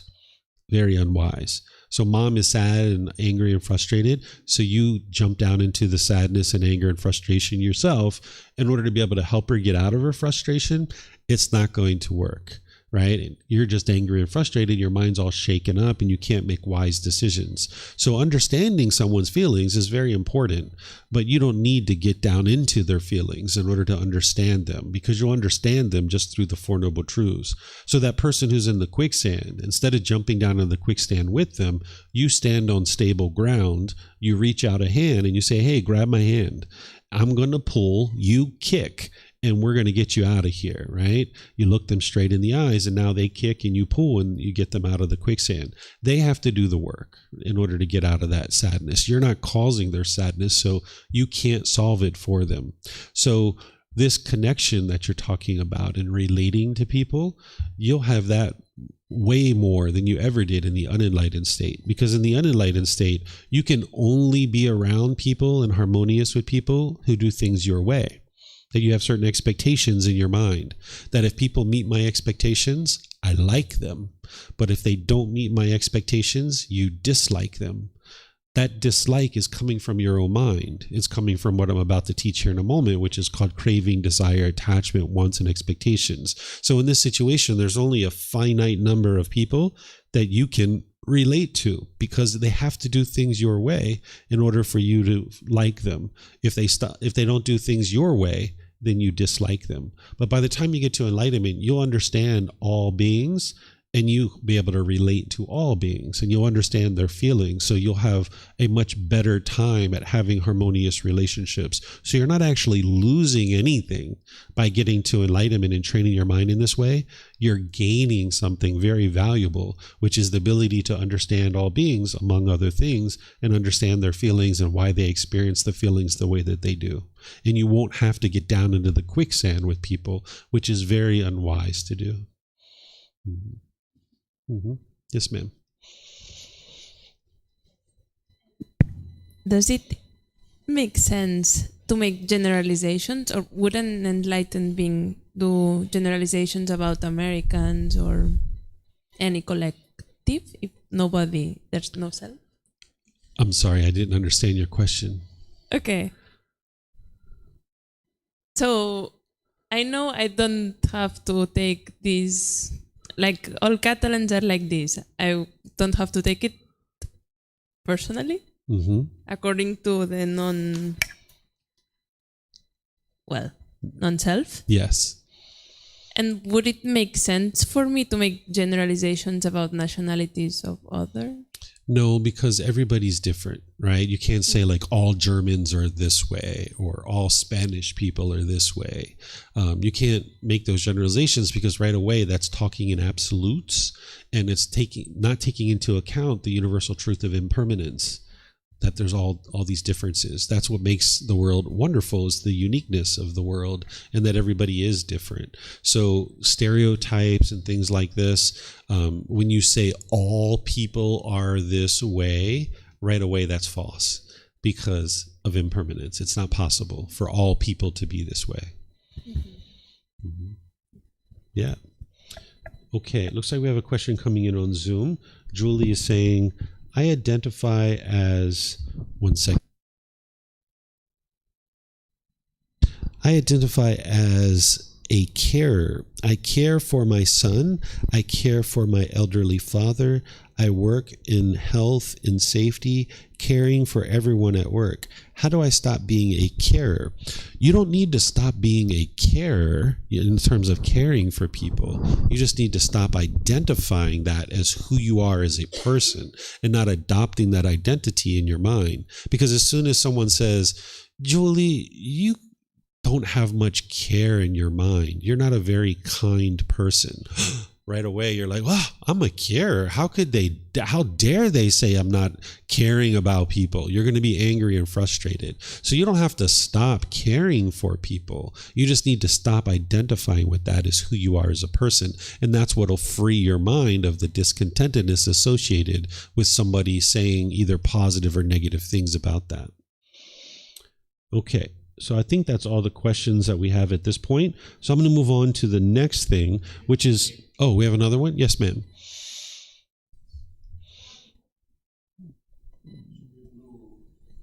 There you go. Hi.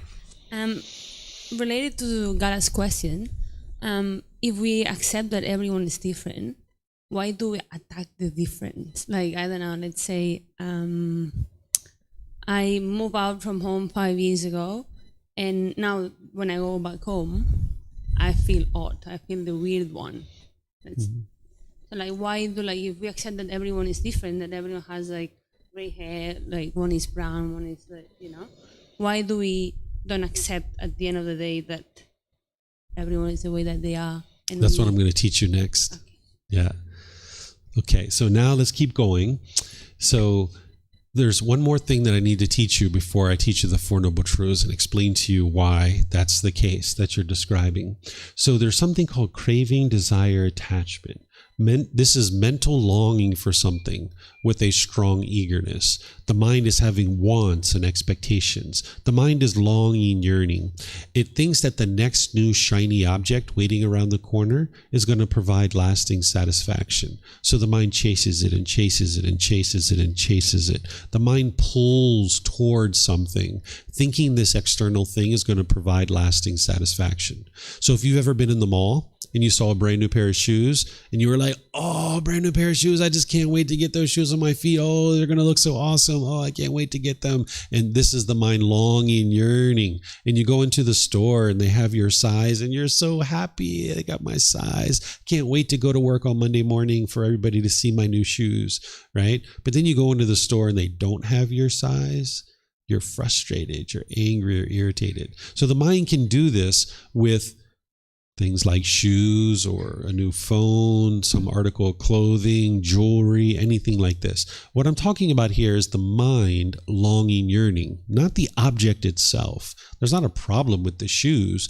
It's the way the mind is longing, yearning for it. The mind thinks like, oh, I know what I need to be happy. A new boyfriend or girlfriend. Let me get one of those. And the mind will chase after a new boyfriend or girlfriend. Oh, I know what I need to be happy. More money. Let me chase after that. Oh, a bigger house, a bigger car, this or that. The mind will chase and chase and chase and chase. So this is the craving, desire, attachment, the longing, the yearning, the seeking satisfaction externally. You guys know what I'm talking about? You experience this? Yeah? Yeah. Well, some people aren't aware of it, right? They might just think, oh, this is normal. So this is called a craving, desire, attachment, longing, yearning. Okay.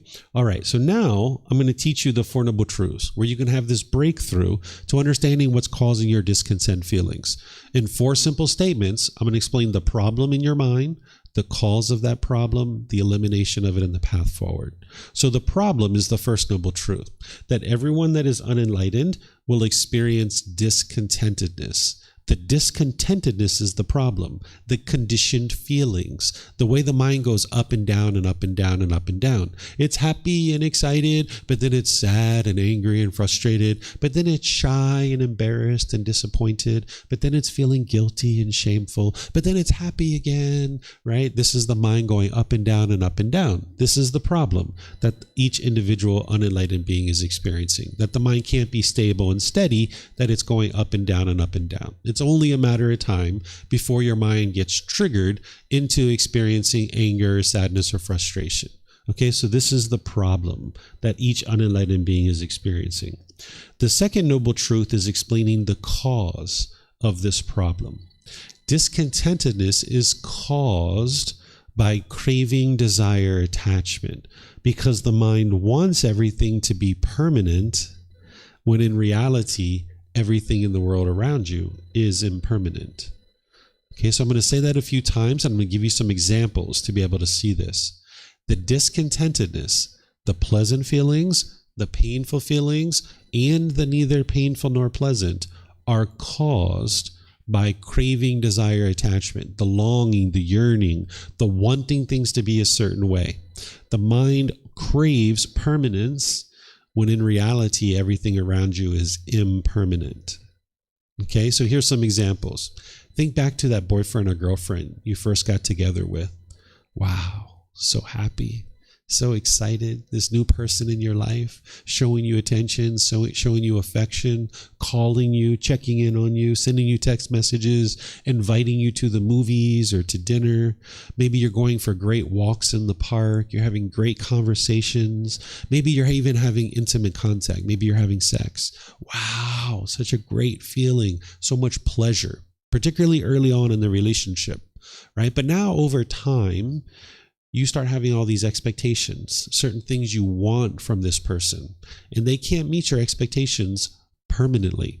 And they have certain expectations of you, and you can't meet those expectations permanently. And now you guys break up, and you're angry, you're sad, you're frustrated. Maybe you're lonely or bored or feeling some other feeling. Maybe you're missing this person. It's not your love that's causing this. It's your craving, desire, attachment. The mind's craving for this person to be permanent in your life, when in reality, they are impermanent. People are going to come and go in and out of your life. You can see this with like grandma or grandpa or mom or dad or brothers and sisters. If you've had people die in your life and you are having sorrow or grief or pain or displeasure, this is your mind holding on to that person, wanting them to be permanent in your life. You guys are going to learn about love in this course. Love is a genuine interest in seeing all beings be well. That doesn't cause painful feelings. What's causing the painful feelings is that the mind is having craving, desire, attachment. It's craving permanence. As long as the mind's getting what it wants, it experiences pleasant feelings. But when it doesn't get what it wants, it gets painful feelings. So if grandma's alive, hey, feel so happy. That's great. Grandma's alive. But when grandma dies, meaning your mind's not getting what it wants, now it experiences painful feelings because it craves grandma to be permanent, when in reality, she is impermanent, right? Everybody in your life is going to leave at some point, including you. We all have to die. So this is just impermanence. That's all that's happened, is something has changed here. That's all that is. If you've been to a wedding and people are grieving at a wedding, or you were sad at a wedding, this is the same thing. The mind's craving permanence. You see your brother or sister getting married, or some friend or somebody who's close to you, and maybe you might grieve You're like, wait a second, that's my brother, that's my sister. How dare you take this person away from me, right? This is what the mind's going through, where mom and dad and other people are crying at a wedding, right? This is a great time. This person's going off into the world. They made a new relationship. This is great. But no, people are going to cry and be upset because their mind's holding on and craving permanence. You might saw this when you went to university, or if you can think back to when you got dropped off at school for the very first time. When children get dropped off at school for the first time, oh, they cry. They're so upset. It's not their love, because you're going to see mom or dad tonight. It's only a matter of time that you're going to see them again, right? But the mind's holding on and craving permanence. Here's this little child going out into the world, and they thought that mom and dad were permanent. And mom and dad might be crying too when they send their kids off to school for the first time, because the mind's craving this permanence. Okay, I'll give you some more examples that don't involve relationships to help you be able to see this. Okay, if you had a brand new car that you saved up all this money for a brand new car, and you drove it off the parking lot and you were so excited about this brand new car, and then you park it at a store and you go inside and you come out and there's a scratch on your car, you might be angry, sad, frustrated, irritated, annoyed. It's not the scratch that's causing that. And it's not the person who scratched your car. What's causing that discontentedness is the craving for permanence. The mind is craving this car to be permanently beautiful.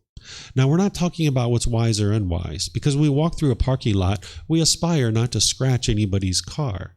But the fact is that this car is impermanent. It's only a matter of time before it gets a scratch, the tires need to be changed, the upholstery gets ripped and torn, the paint fades. This is all impermanence. If you crave for this car to look a certain way permanently, when it doesn't look that way, you'll be angry or frustrated or sad or some other discontent feeling. And it's the mind causing it itself. It's the craving for permanence. Okay? So again, you're not interested in believing me here. You need to be able to independently verify it for yourself. So take a recent situation where you've been angry or sad or frustrated or irritated or annoyed. It might have been this morning. It might have been yesterday. It might have been last week. At that time, you might have been trying to blame somebody else, because that's what the unenlightened mind typically does. It tries to blame other people for the feelings that you're experiencing. But now look at that situation with these fresh eyes. What was it that your mind was craving? What were you wanting? What were you expecting? And if you would have got it, you would have been happy. But because you didn't get it, you were angry or sad or frustrated or some other discontent feeling. You should be able to look at your own life and be able to see that. Because what I'm teaching you is that it's your own mind that's causing these feelings. It's not anything external.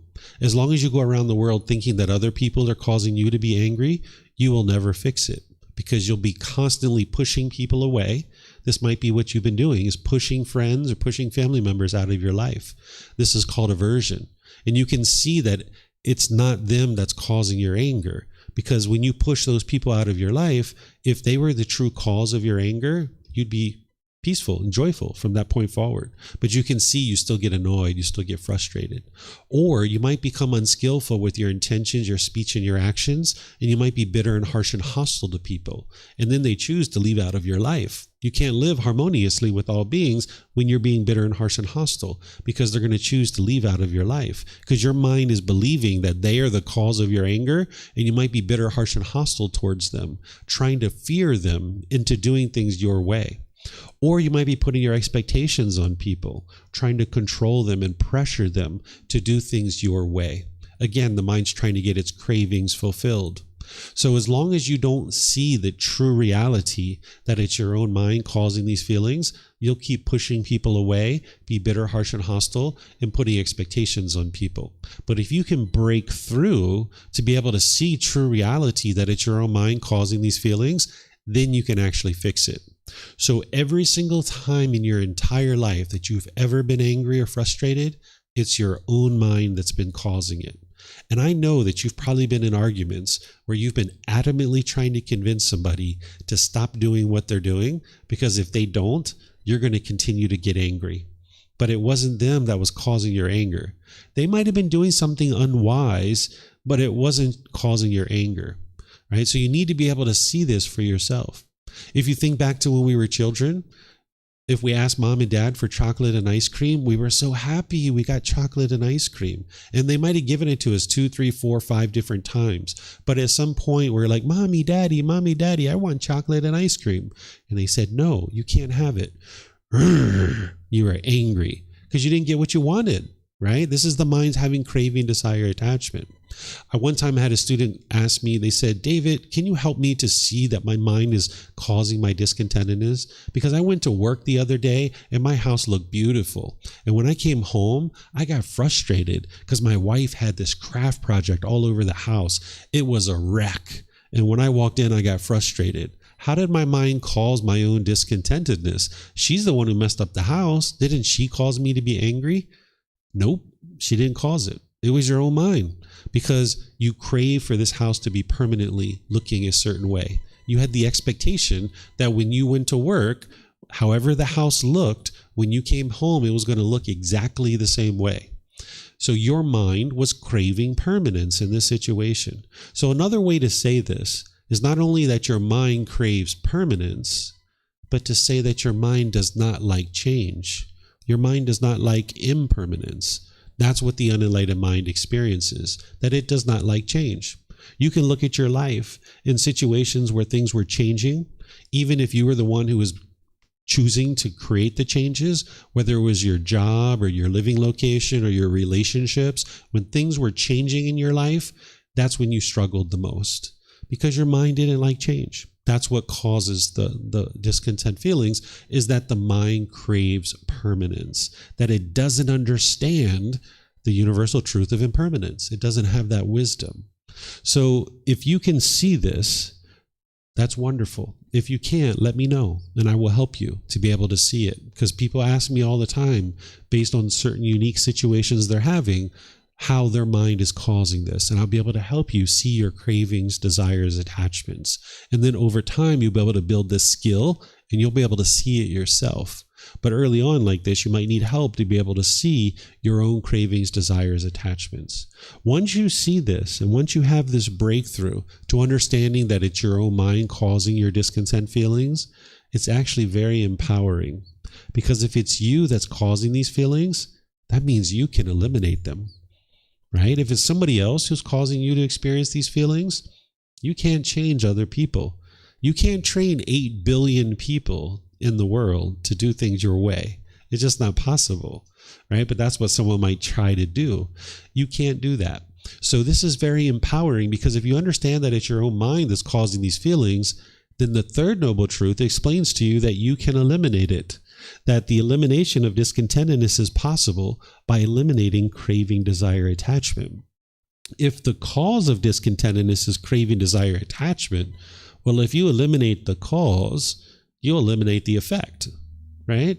So that's what the Buddha is helping you to be able to see through the Four Noble Truths, that it's your own mind that's causing these feelings and you can eliminate them, right? And the way that you eliminate them is in the fourth noble truth. The path to eliminating discontentedness is the Eightfold Path. The Eightfold Path is the complete, perfect plan that's going to teach you how to eliminate your longing, yearning, and chasing after the objects of your affection, forming your inner feelings based on whether you get this thing or not. But the Eightfold Path is built on this foundation of right view. This is the very first step. What right view is to accept responsibility and accountability for your own feelings and understand that it's your own mind that's causing these feelings. Wrong view would be to blame other people. And as long as you go around blaming other people, you will never solve it. You will continue to be angry and frustrated your entire life, right? But if you can have this breakthrough to establishing right view, you'll be able to see what the actual problem is, the cause of that problem, the elimination of it, and the path forward. And that's the foundation that everything else is built on, is right view. So I'm going to stop here and see if you guys have any questions on the Four Noble Truths or right view. Anything you guys would like to ask? Anybody having challenges to see that it's their own mind that's causing these feelings? No? Okay, let me see if we have anything online. Okay. You have a question? Yeah, yes, sir. And about, for example, the example that you saw, that, for example, you go to work and you come back home and it's not like you expected, and you can understand that things are not going to be permanent all the time. But imagine that the place is not clean and it's very tight, and it's not something that I mean, it's not craving, but maybe you need to talk with the other person to.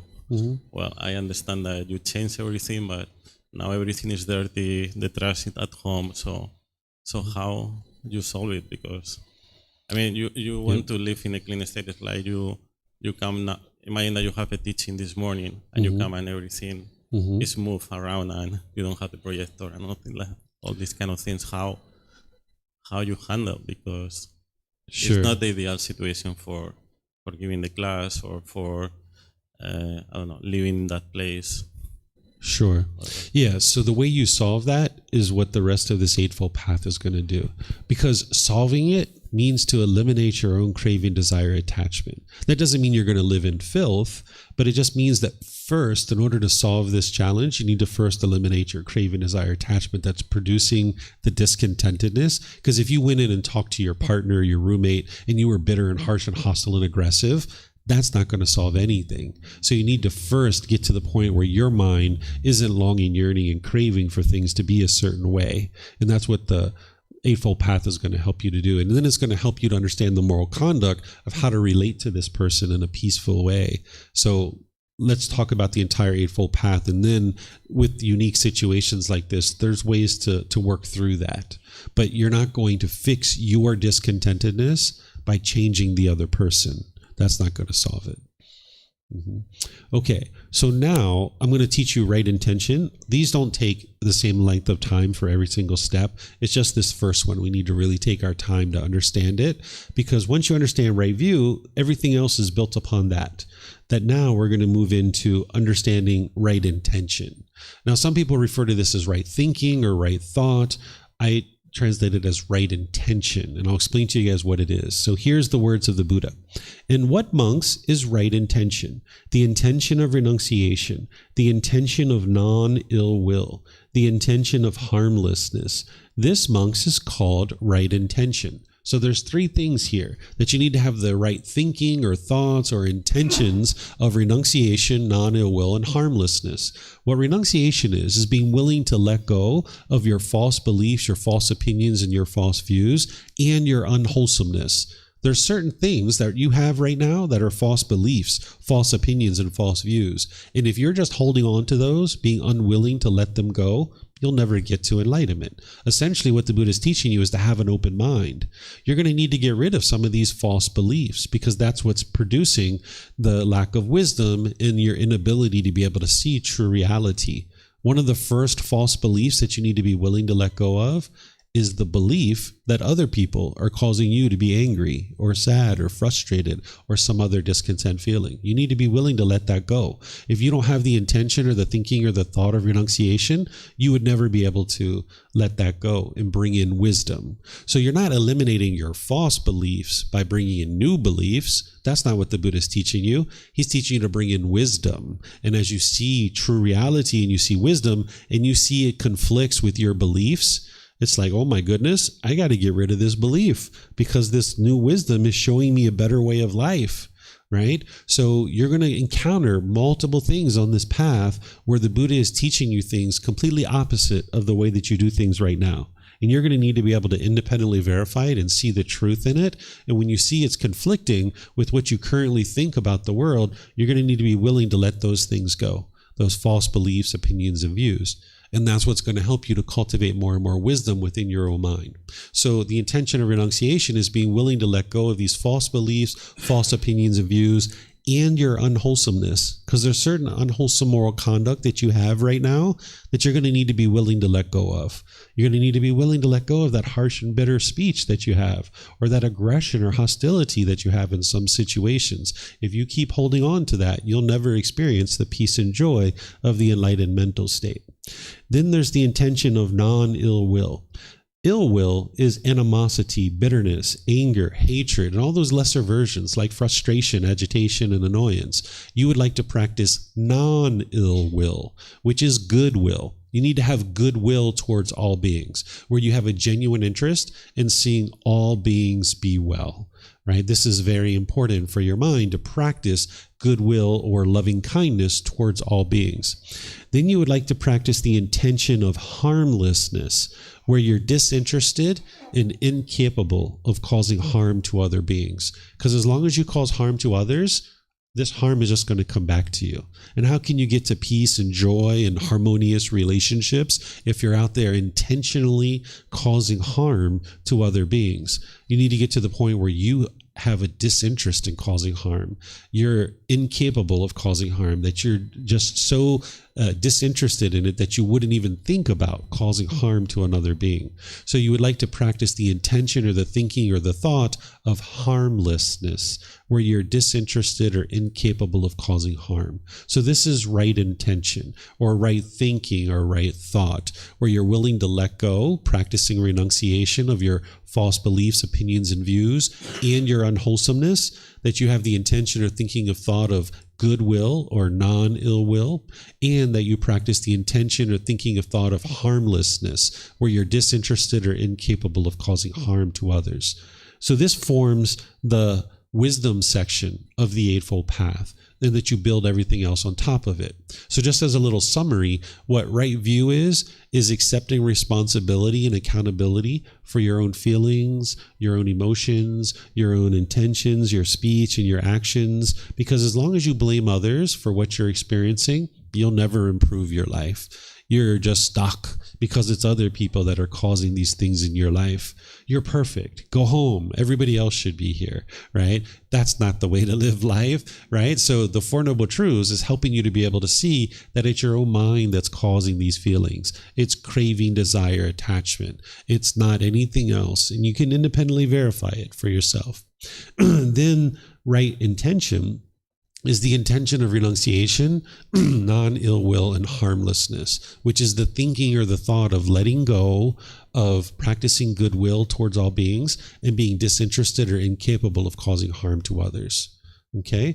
So this is the wisdom section. Does anybody have any questions on this? You have a question? You're thinking about it? Okay. Well, I'm about to take a break. And when we come back from our break, we're going to build on top of this wisdom section. We're going to move into the moral conduct and the mental discipline section. This is where you're going to see it all come together. So right now, it is 5 minutes after 11. Let's take a 20-minute break, which will take us up to 11:25.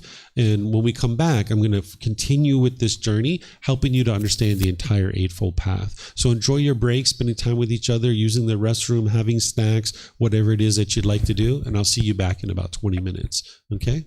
All right. Thank you, guys. Can I get a quick one? 1 second. Let me just Sure. flip this off. Does eating meat Let's ask this when we come back. Yeah. So that way the people online will be able to hear it.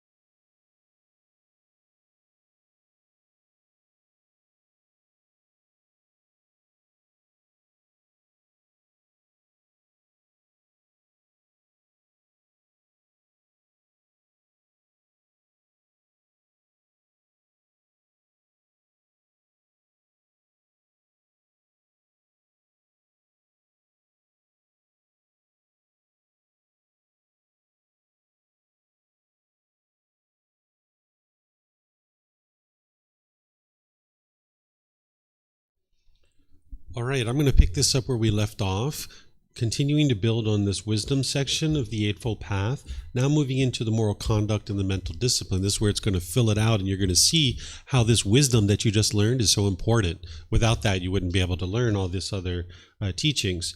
Whenever you're learning moral conduct from the Buddha, it's important to understand that he's teaching you the natural law of karma, of cause and effect, or action and result. He's not teaching you rules or commandments. He's not trying to convince you to do anything specific. He's helping you to be able to see wise decision-making around your moral conduct. And the way that you interact in the world is going to produce a certain effect that depend on how you have certain speech or actions or your livelihood. If you're causing harm through your decisions and your moral conduct, this harm is going to come back to you. So he's helping you to see this cause and effect, or action and result. That's what the natural law of karma is. Now, some people know this word to be karma. This is the Sanskrit version of this word, just a different language. The original teachings of the Buddha are in the Pali language, so people who study those will tend to use this word karma. And what it refers to is this cause and effect, or action and result. It's a sequence of events. Essentially, whenever you make a decision and you put that out into the world, there's going to be a certain effect. And if you don't have wisdom of this natural law, you'll tend to go out into the world and make unwise decisions. And now when you're experiencing these unwholesome results coming back to you, the unenlightened mind, with its lack of wisdom, will blame those on other people instead of realizing that it's your own decisions that are leading to any particular result. So it's your life, it's your decisions, and it's your results. Everything you experience is coming from your decisions. This natural law of karma, it isn't anything mystical or magical. It's not a black cloud following you around. It's not punishments and rewards. It's not even about who's to blame or who's at fault. It's essentially a sequence of events, the results of your decisions. And when you make decisions wisely, you will experience wholesome karma, or wholesome results. And when you make decisions unwisely, you will experience unwholesome karma, or unwholesome results. And when you lack wisdom of this natural law, you're going to tend to go out into the world and make unwise decisions, and you'll experience unwholesome results accordingly. So you would like to arise more and more wisdom about this natural law. And one of the things the Buddha does is teaches you moral conduct to be able to help you understand this natural law of what would be wise in terms of you being able to interact with other people, so you can experience wholesome karma, or wholesome results coming back to you. This is what's going to help you to clean up your relationships, because as long as you're out there being bitter and harsh and hostile, for example, that's what's going to come back to you. So the Buddha is going to teach you this natural law around how to interact in the world through your decisions and your moral conduct, and how to experience wholesome results, or wholesome karma. So I'm going to walk you through this once again in a way that you can intellectually learn, examine, and investigate. You can reflect to independently verify. And then when you practice what I'm teaching you, that's where the real results are experienced. Okay, so first, right speech. Here's the words of the Buddha on right speech. He says, "In what, monks, is right speech? Refraining from lying, refraining from slander, refraining from harsh speech, refraining from frivolous speech. This is called right speech." So he's talking about four things here: eliminating lying, slander, harsh speech, and frivolous speech. All of these things are based in craving, desire, attachment. Whenever you're making decisions through craving, desire, attachment, that longing, the yearning, the selfishness that the mind has, it's going to produce unwholesome results, or unwholesome karma. So you can look at something like lying. Think back to when we were children and we did a lot of lying. Did it produce wholesome results for us? No, it didn't, right? People found out about our lies. We got in trouble.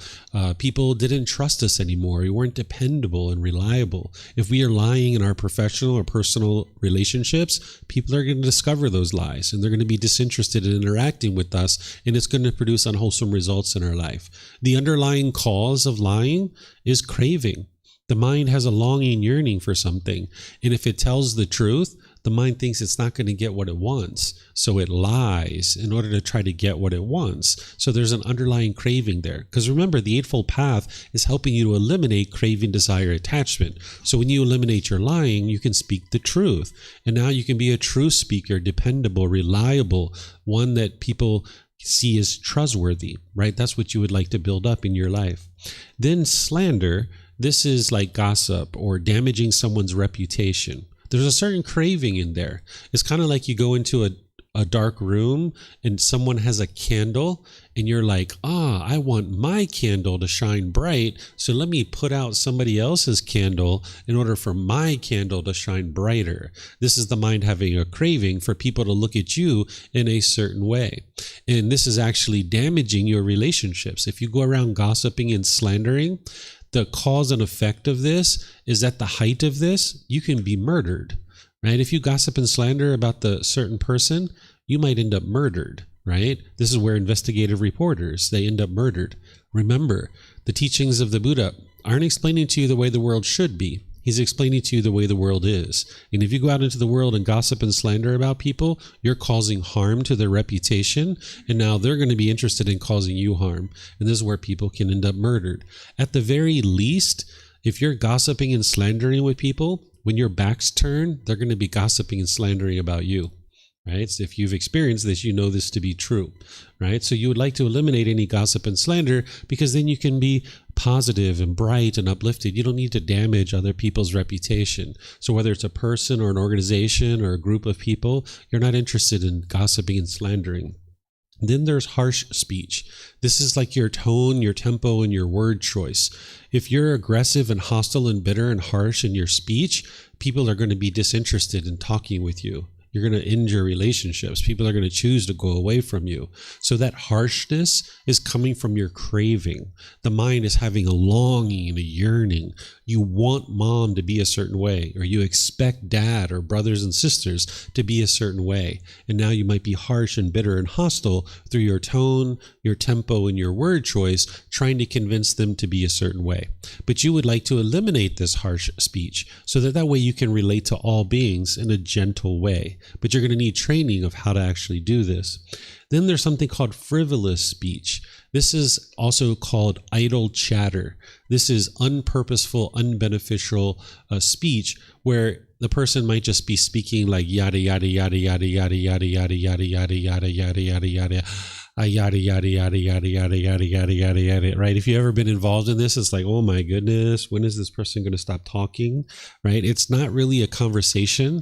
It's like a broadcast. They're broadcasting to you 10, 15, 20 minutes of just talking, and they have an underlying craving where they just really want to talk. So the Buddha teaches you not to do that because you're not going to be able to be influential and beneficial and purposeful with your speech. So you're not clear and concise, and you're not going to be able to be influential in your relationships. So this is the top level of speech that the Buddha is teaching you to eliminate: lying, slander, harsh speech, and frivolous speech. And once you get a handle on that, which is all based in craving, desire, attachment, you would like to be able to go deeper in understanding the 5 factors of well-spoken speech. This is where now you can really fine-tune your speech. You can speak at the proper time. What you say is true, gentle, beneficial, and with a mind of loving kindness. Speaking with the proper time is to make sure that you're not interrupting people.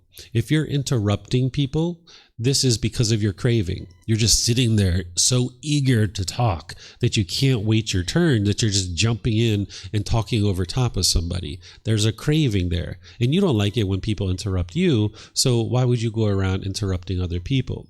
Then another aspect of speaking the proper time is making sure your mind is the proper time to speak. If you're angry, if you're frustrated, if you're agitated or annoyed, it's not the proper time to talk. And when you've done that, you can see that it's turned out to be unwholesome results or unwholesome karma. That relationships have ended because of the harshness and hostility that was coming out of your mind. Because when you're angry and frustrated, that's all that's going to come out is your anger and frustration.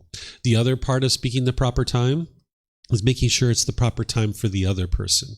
If they're angry, if they're frustrated or annoyed or some other discontent feeling, it's not the proper time to talk because you can't really get anything into their mind anyway. You can't really have a conversation because they're so angry. So you'd like to make sure it's the proper time to speak.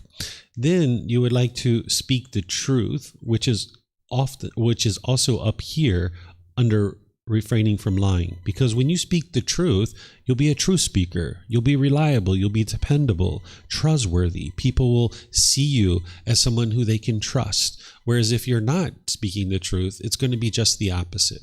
Then you would like to speak gentle. This is your tone, your tempo, and your word choice. This is also handled up here as well. Here in the Thai language, it's been informed by Buddhist teachings. The language that we speak Thai, this was only created like 300 to 500 years ago. Buddhism has been here for about 800 to 1200 years. So when they created Thai language, they created it in a way that's very gentle, right? There's certain words that we use in order to show people that we're being polite and kind and friendly and respectful. From the very first sentence that somebody speaks in Thai, you can know their mental state right away, whether they're being polite, kind, friendly, respectful or not, right? So in different languages that you speak, whether it's English or some other language, you're going to need to find ways to speak gentle, paying attention to your tone, your tempo, and your word choice. So you might need to use words like please or thank you, or yes, sir, no, sir, yes, ma'am, no, ma'am, things like this. Your languages that you speak, I'm sure there are certain words that help people to see you're being polite and respectful to them. You're going to need to find those words and use them in all situations to be gentle in your tone, your tempo, and your word choice. Then the Buddha teaches you to speak beneficially. Speaking beneficially is the method of how you communicate, that you're clear and concise in the way that you speak. If you're just rambling and jumping around from topic to topic to topic, people aren't going to be able to understand what it is that you're sharing with them. You're not going to find that you're going to be very influential in your relationships with people. So you'd like to speak beneficially, where it's purposeful, it's clear, it's concise, and it's precise in the way that you're speaking. Then you would like to wrap all of this in a mind of loving kindness. The opposite of loving kindness would be inner hate. So loving kindness is a genuine interest in seeing all beings be well. Okay, so here you would like to independently verify these things, right? You're not interested in believing this stuff, right? Think about times where you had a conversation that didn't go very well. You experienced unwholesome karma in that situation. Look at that situation and look at these 5 factors of well-spoken speech. Were you speaking at the proper time? Were you speaking the truth? Were you speaking gently? Were you speaking beneficially? And were you speaking with a mind of loving kindness? You probably missed one or more of these. And maybe the other person wasn't practicing these either. And you can see that it produced unwholesome results or unwholesome karma for you. But then conversely, look at this same 5 factors of well-spoken speech in situations where conversations have gone well, right? We just took a break. You guys were talking with each other. I didn't hear any hostility or bitterness. You guys were very friendly and polite and cordial with each other. That's because you were practicing the 5 factors of well-spoken speech. You've had certain conversations, plenty, that have gone really well for you. You didn't realize it, but you were practicing these 5 factors. You can go through and you can see that that's what you were doing. Because remember, these are the natural laws. They affect you whether you're aware of it or not. So when you've practiced these in the past, it has gone well for you. You've experienced wholesome karma or wholesome results. So now, even though you were practicing these without realizing it, what you would like to do is start consciously practicing these, where you're speaking at the proper time, what you say is true, gentle, beneficial, and with a mind of loving kindness. And now the more you bring that up into your mind and you start practicing that, that's where you'll see a real transformation in your mind and in your relationships. That more and more, when you practice this, you'll see that people will relate to you in a more loving and kind way. So in relationships that you have craving, desire, attachment in, you'll find it to be the hardest to practice this. Again, your parents, your siblings, life partner, children, people like this that you're really close to, you'll find it the most challenging to eliminate something like harsh speech and actually speak gently in all situations, because you have craving, desire, attachment. And that's why I'm going to teach you in this course how to eliminate attachment to those who are closest to you, because those are the relationships you're having the most challenges in. So what we're talking about here is developing something that in the Thai language, we refer to it as barami. This is a Thai word, barami. It means the one who people listen to. If you live in a Thai village, there's typically village elders who everybody knows is very successful in life. And if you need help, you go talk to them and they will help you. When I say successful, I don't mean monetarily successful necessarily. What I mean is they have successful relationships. Anybody can go outside and make a bunch of money, but it takes a really wise person to have harmonious relationships with everybody around you, right? So there's usually village elders that people know, like, these people are really wise. That's because they're using the 5 factors of well-spoken speech, and people know that they're not causing any harm through their speech. So they're very influential in their community. They have barami. They're the ones who people listen to. So if you're interested in establishing barami in your work environment or in your personal life, amongst your family members, you're going to need to practice the 5 factors of well-spoken speech. And more, people are going to look to you as the one who people listen to. It's not going to be 1 week or 1 month, but over the course of multiple years of practicing this, more and more people will consider you to be the one who people listen to because you're not causing harm through your speech.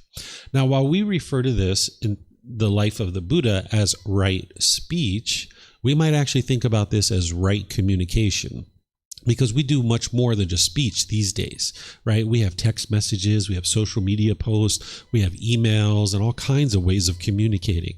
Whereas if you went to a job interview and you like knocked it out of the park and you did really, really well, but then they looked at your social media and you were bitter and harsh and hostile, you might not get the job, right? So you would like all your communication to be the 5 factors of well-spoken speech. If you go over to your computer and you're pounding on the email because you're so angry and hostile, and you're trying to send this email to someone because you're so angry, it's not the proper time to communicate. So hit save on that email instead of send, right? And now come back a few hours later when you've calmed down and decide whether it's wise for you to send that email. So you would like to have this be thought of as right communication, ensuring that all your communication, no matter what form or method, is using all of these factors, because that's what's going to really dial in these wise decisions around your speech and your communication, so that now you can relate to all beings in a harmonious way.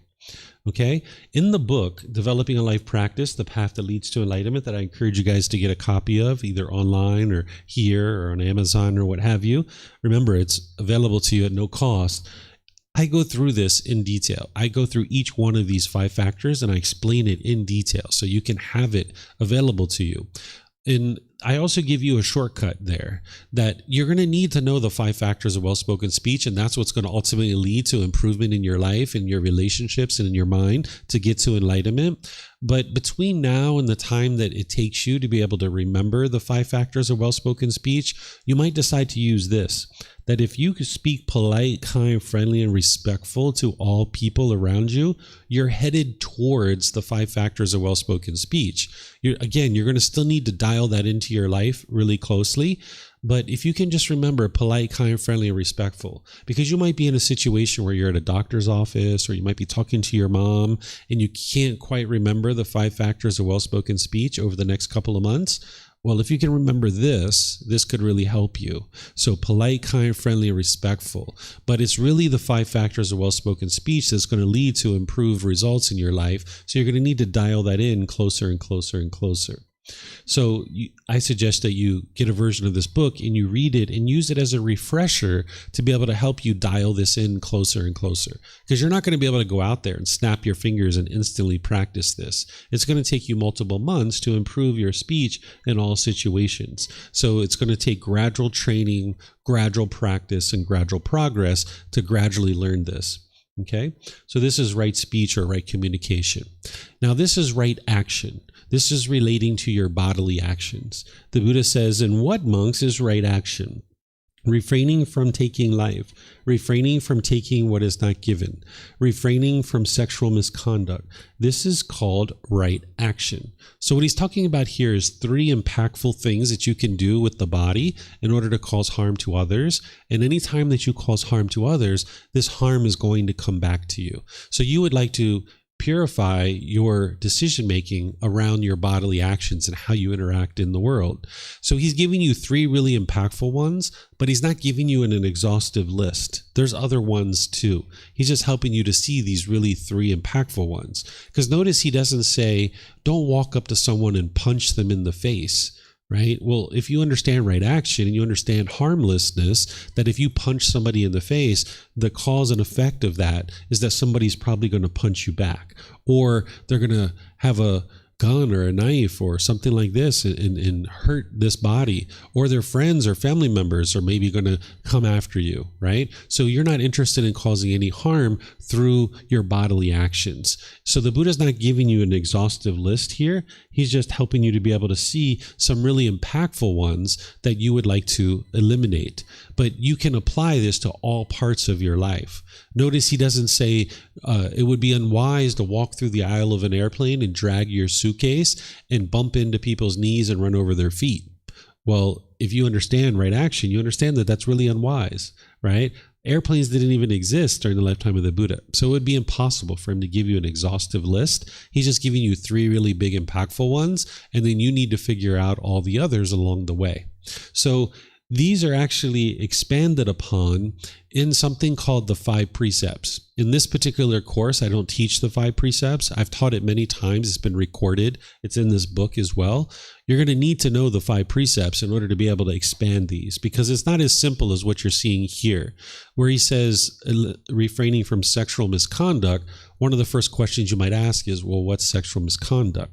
Well, in the 5 precepts, he explains it. He gives you details. He talks about having sex with minors, having sex without consent, having sex outside of your existing relationships, things like this. So you're going to need to explore this in detail.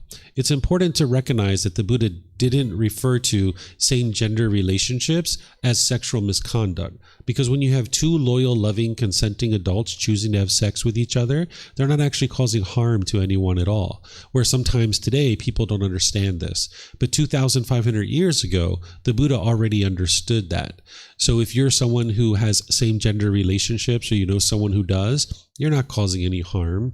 So you can feel comfortable to understand that it's completely normal for people to have same-gender relationships. Because if you understand the universal truth of impermanence, then you understand that there's never been a time in history where every man had sex with a woman or every woman had sex with a man. It's never happened since the beginning of history because of impermanence. If every single man and every single woman had sex with someone of the opposite gender, that would be permanence. But we understand the universal truth of impermanence, right? So the Buddha understood this 2,500 years ago. So that's why he didn't include same-gender relationships as part of sexual misconduct. So you can see just how wise this individual was, because there's people today, plenty, that don't understand this, right? So there's more details here for you around this. You're just going to need to be able to look at the 5 precepts, either in the book or other classes that I've taught about them, because I go into detail and use the words of the Buddha, which are much more illuminating, even more so than this right here, because he goes into a lot of detail about these things. So he does not give an exhaustive list of right action, but there's other parts of his teachings where he does talk about things like substances that cause heedlessness, how that's causing harm to this being who you are. He talks about gambling and how that's based in craving and longing, yearning. So he does give some other actions, but you're going to need to look at this yourself very closely so that you ensure that you're not causing any harm through your bodily actions. Then there's livelihood. What are right live... Let me get to the end, to the summary, and then I'll open up to questions. Yeah. So in terms of your livelihood, this is the 5th step on the Eightfold Path, where the Buddha is teaching you about right livelihood and how you choose to sustain your life in the world. If you choose to sustain your life off of causing harm to others, this harm is going to come back to you. So here in the Eightfold Path, he says, in what, monks, is right livelihood? Here, monks, the noble disciple, having given up wrong livelihood, keeps himself by right livelihood. So here he's just talking very general and very broad, but that's because he's pointing to his other teachings and saying that is right livelihood. So if you go look at other parts of his teachings, you'll be able to see what he teaches about right livelihood. Because if you sustain your life off of causing harm to others, this harm will come back to you. So he teaches you about these 5 livelihoods that would cause harm: business and weapons, living beings, meat, substances that cause heedlessness, and poisons. So you would like to refrain from these livelihoods. And remember, this is all independently verifiable. You're not interested in believing this, right? So let's just take one of these and I'll show you how to do this. Let's just say substances that cause heedlessness. If I supported my life off of selling drugs and illicit substances into the community, I'm causing harm to the community. These people are getting addicted to these drugs. They're going out and robbing and stealing and doing other things in order to bring me money. And now I'm causing harm in the community to sustain my life, and this harm is going to come back to me. Standing on the street corner, selling cocaine or crystal methamphetamine or heroin into the community, now I can get beat up. I can get murdered, I can get arrested, I can get addicted to these substances, I can get robbed very easily, right? This is the harm that's coming to me based on the harm that I'm causing in the community. This is the results of my decisions. But the natural law of karma is functioning at a much higher level than the human laws, because in most places in the world, it's illegal to stand on the street corner and sell things like crystal methamphetamine and heroin into the community. Not everywhere, but most places it is. So some places you could actually do that. But there's other things that the government is allowing an individual to do, and they're not going to arrest this person. That's a human law. The humans have decided that they're not going to arrest somebody that, say, works at a bar or works at a liquor store. Hey, the government says, hey, you would like to work at that liquor store? We're not going to arrest you. Go ahead. You can be a cashier over there.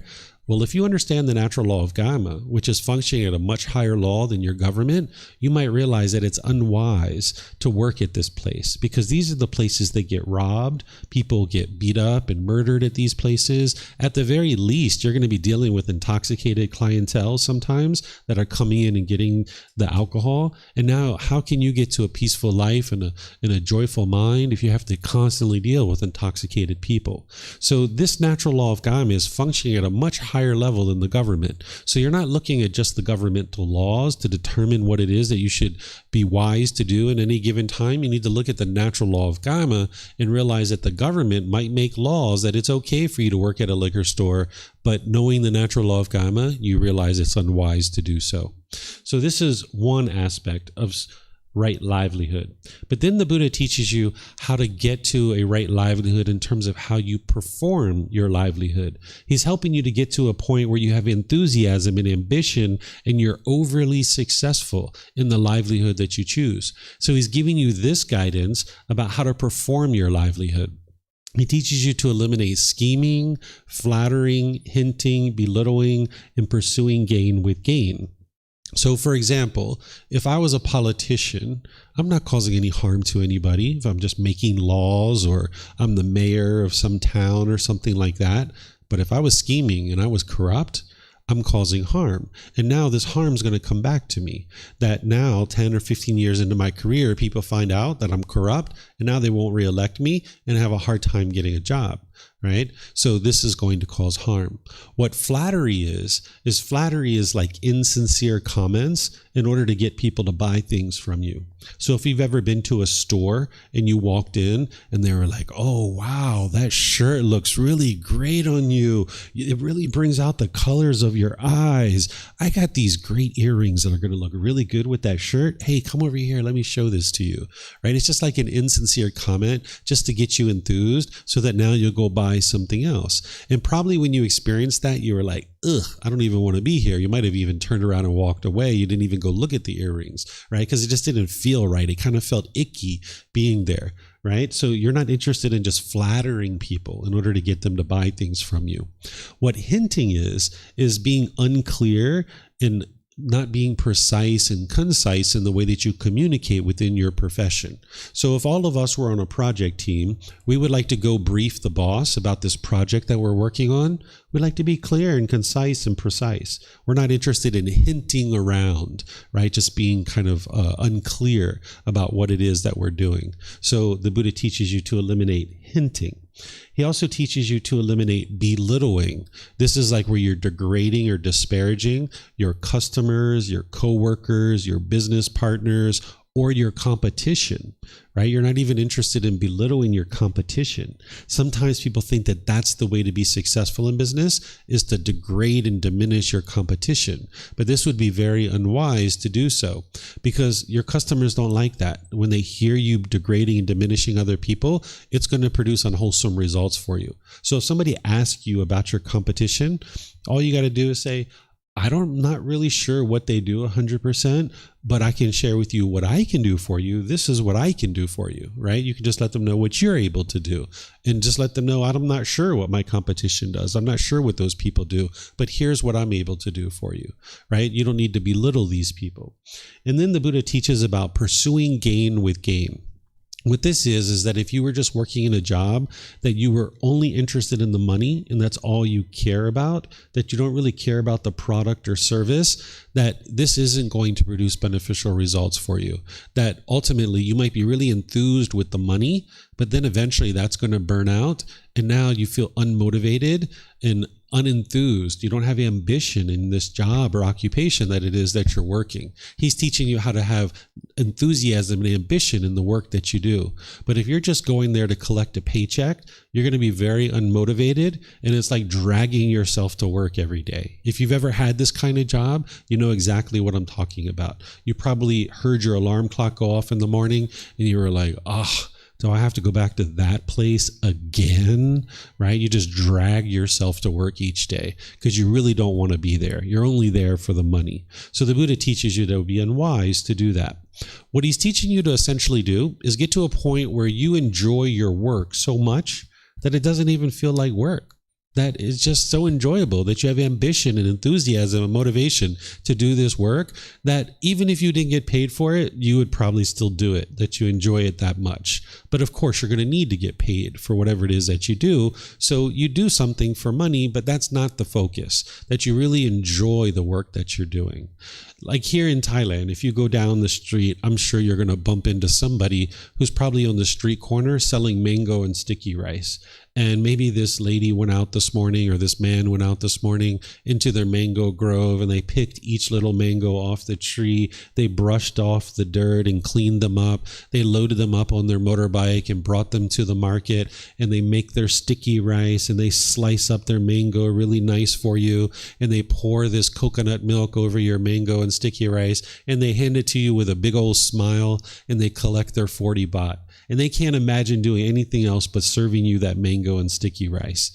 So that's what you need to do, is you need to find your mango and sticky rice. What is your mango and sticky rice that you're going to be so enthused to share that with people in the world that it doesn't even feel like work anymore, right? So that's what you would like to be able to do, and that's what the Buddha's guiding you to be able to do.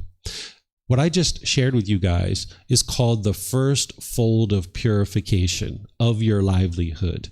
And if you get to this point where you're practicing what I just described, that's the first fold of purification. But there's a second fold of purification that the Buddha teaches. If you look in volume 12, chapter 14, you're going to see the entire teaching on right livelihood that has the first fold and second fold of purification.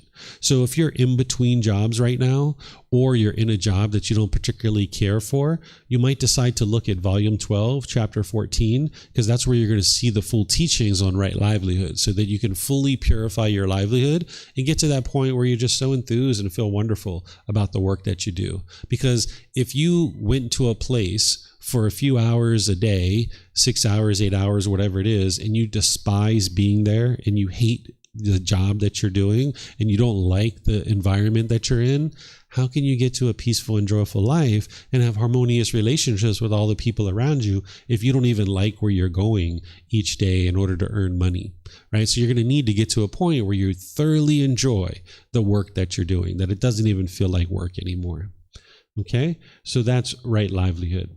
So just as a little bit of a recap, and then I'll open up to whatever questions you guys have, is that right speech is ensuring that you're not causing any harm through your verbal conduct, but understanding that we use more than just verbal conduct nowadays, more than speech. There's emails, text messages, chat, social media, all these different things. You'd like to have the 5 factors of well-spoken speech.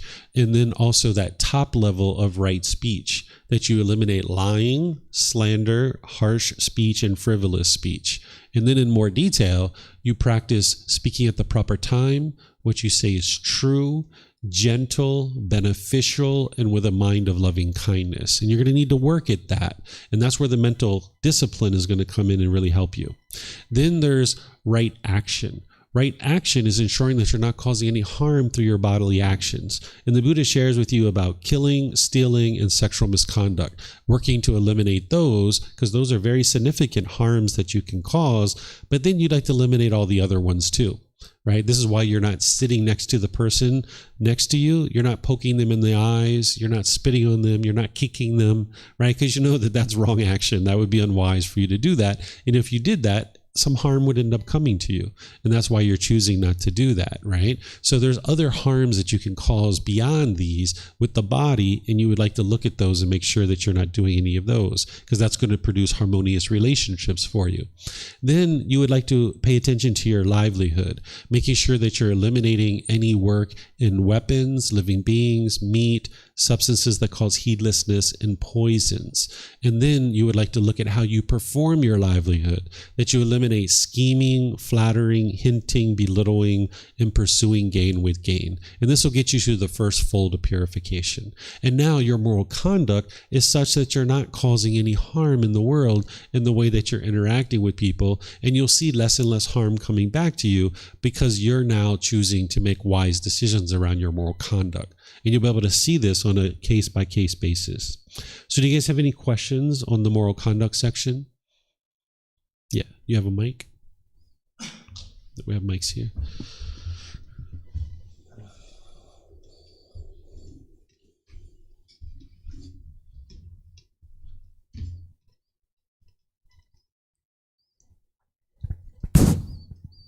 When it comes to first right speech, all communication such as verbal, text, chat, posts, email should be harmless.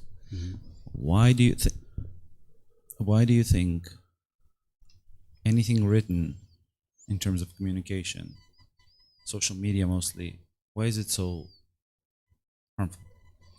Because people have pollution in their minds. They lack wisdom of what would be wise, and they go out into the world with craving, anger, and ignorance. Why is it a lot more harmful on social media as it would be if we were talking face to face? People do not have the courage to express the same kind of whatever it is, harmful ones, verbally, but rather in text. Yeah. So it all comes down to the same thing. It's all craving, anger, and ignorance. And when they're online, maybe they feel like they're not going to experience the results of what they're producing, but you can't run and hide from the results of your decisions. That it ultimately comes down to pollution in the mind. And as long as the mind's polluted, and part of that is the lack of wisdom around moral conduct, not realizing that when you put out harmful speech or communication, that it's all going to come back to you. So what you're learning here is how to purify your mind. That's what the mental discipline is going to help you to do. And then you need the wisdom of how to make wise decisions around your moral conduct. And remember, all this is built on right view, because if you didn't have right view, you would think that your anger is being caused by somebody else. And now you might feel justified in your harshness and bitterness towards this person, when in reality, they're not causing it. So that's why everything's built on right view. Because once you understand that you cause your own discontent feelings, you understand the most unwise thing you could ever do is be bitter and harsh and hostile to people, because they're not the ones who are causing you to be angry. It's your own mind. So once you gain this wisdom and you start training your mind, then you can understand how to interact with people. But people on social media or out in the world, they're going to function through these pollutions because they're not training their mind. But more and more, you would like to be practicing these teachings, and that's where you're going to see things really improve for your mind in your life. Because if you've ever laid in bed at night mulling over a conversation, worried about what you said to somebody and feeling guilty or shameful that you said those things, right? Like, it's plagued your mind. Like, you've had difficulty sleeping sometimes because you were worried about the things you said and who you said it to. Where when you get to the point where you're practicing these teachings, you won't have that, because you'll know all day long you've been using right speech. You're not causing any harm to anybody, and you can fall asleep so nicely at nighttime. You don't have to be stressed and having anxiety about what you said to anybody. So why somebody has more pollution on social media versus in daily day life is, I think they just feel more comfortable because they have they feel like they have a shield, right? Barrier. Yeah, they have a shield in front of them, and it's not actually true. They're still going to experience the results of that.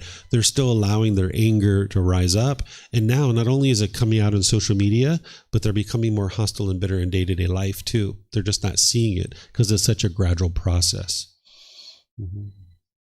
Yes, ma'am. For those of you guys online, you can put your questions into Facebook, YouTube, or Zoom.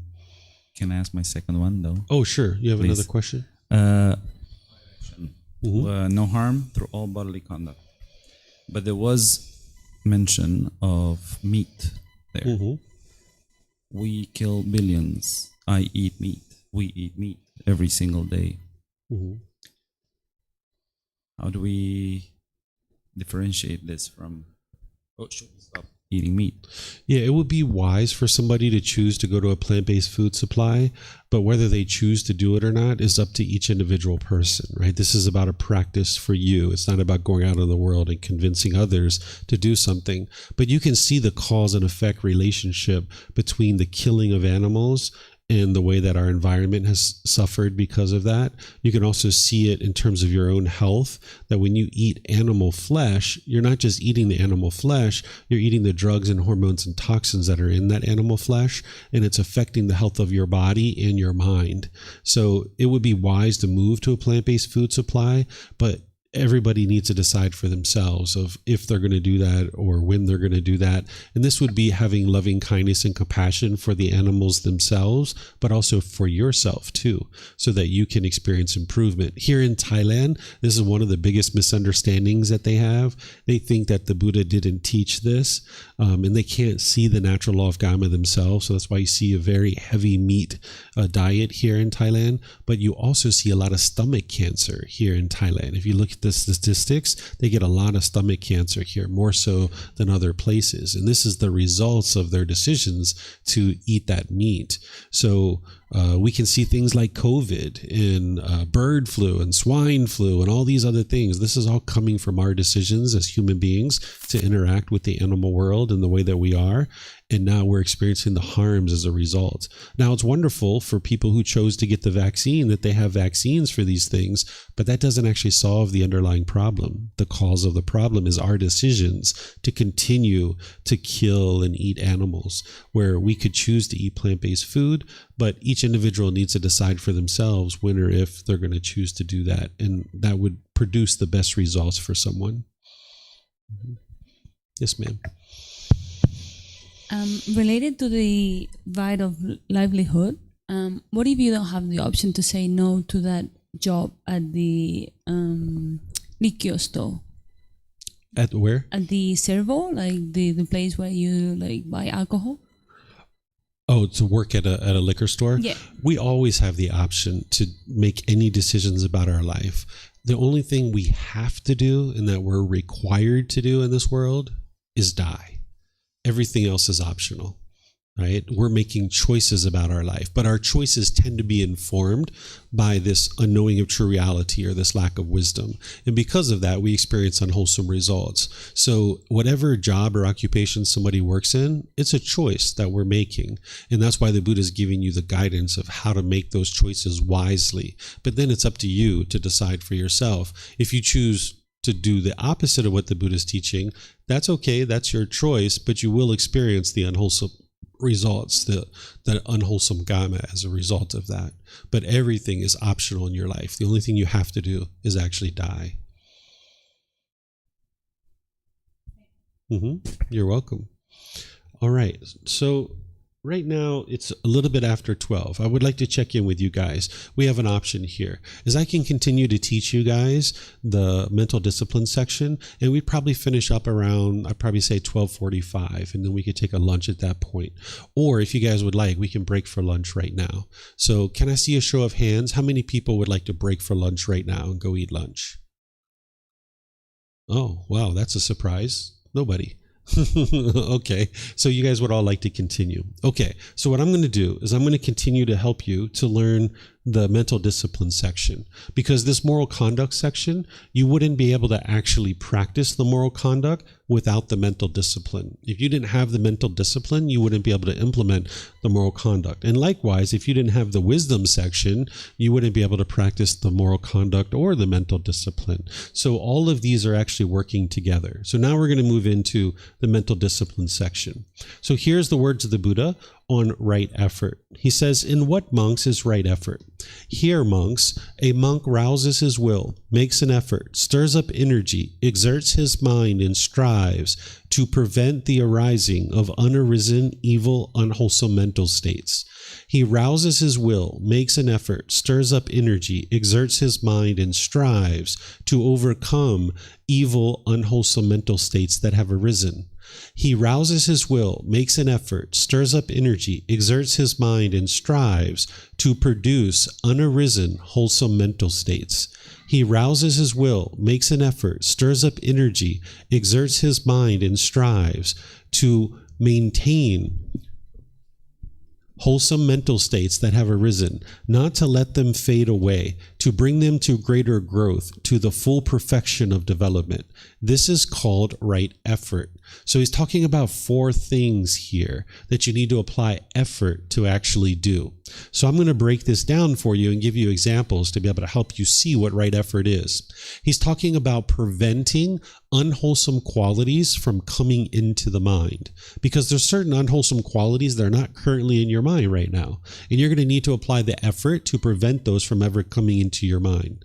A good example of that is that you probably aren't thinking about killing another human being. It's probably like the farthest thing from your mind right now, right? It's not even remotely in your mind to kill another human being. And what the Buddha is saying is apply the effort to prevent that type of thing from ever coming into your mind, because it's unwholesome and it's going to produce unwholesome results.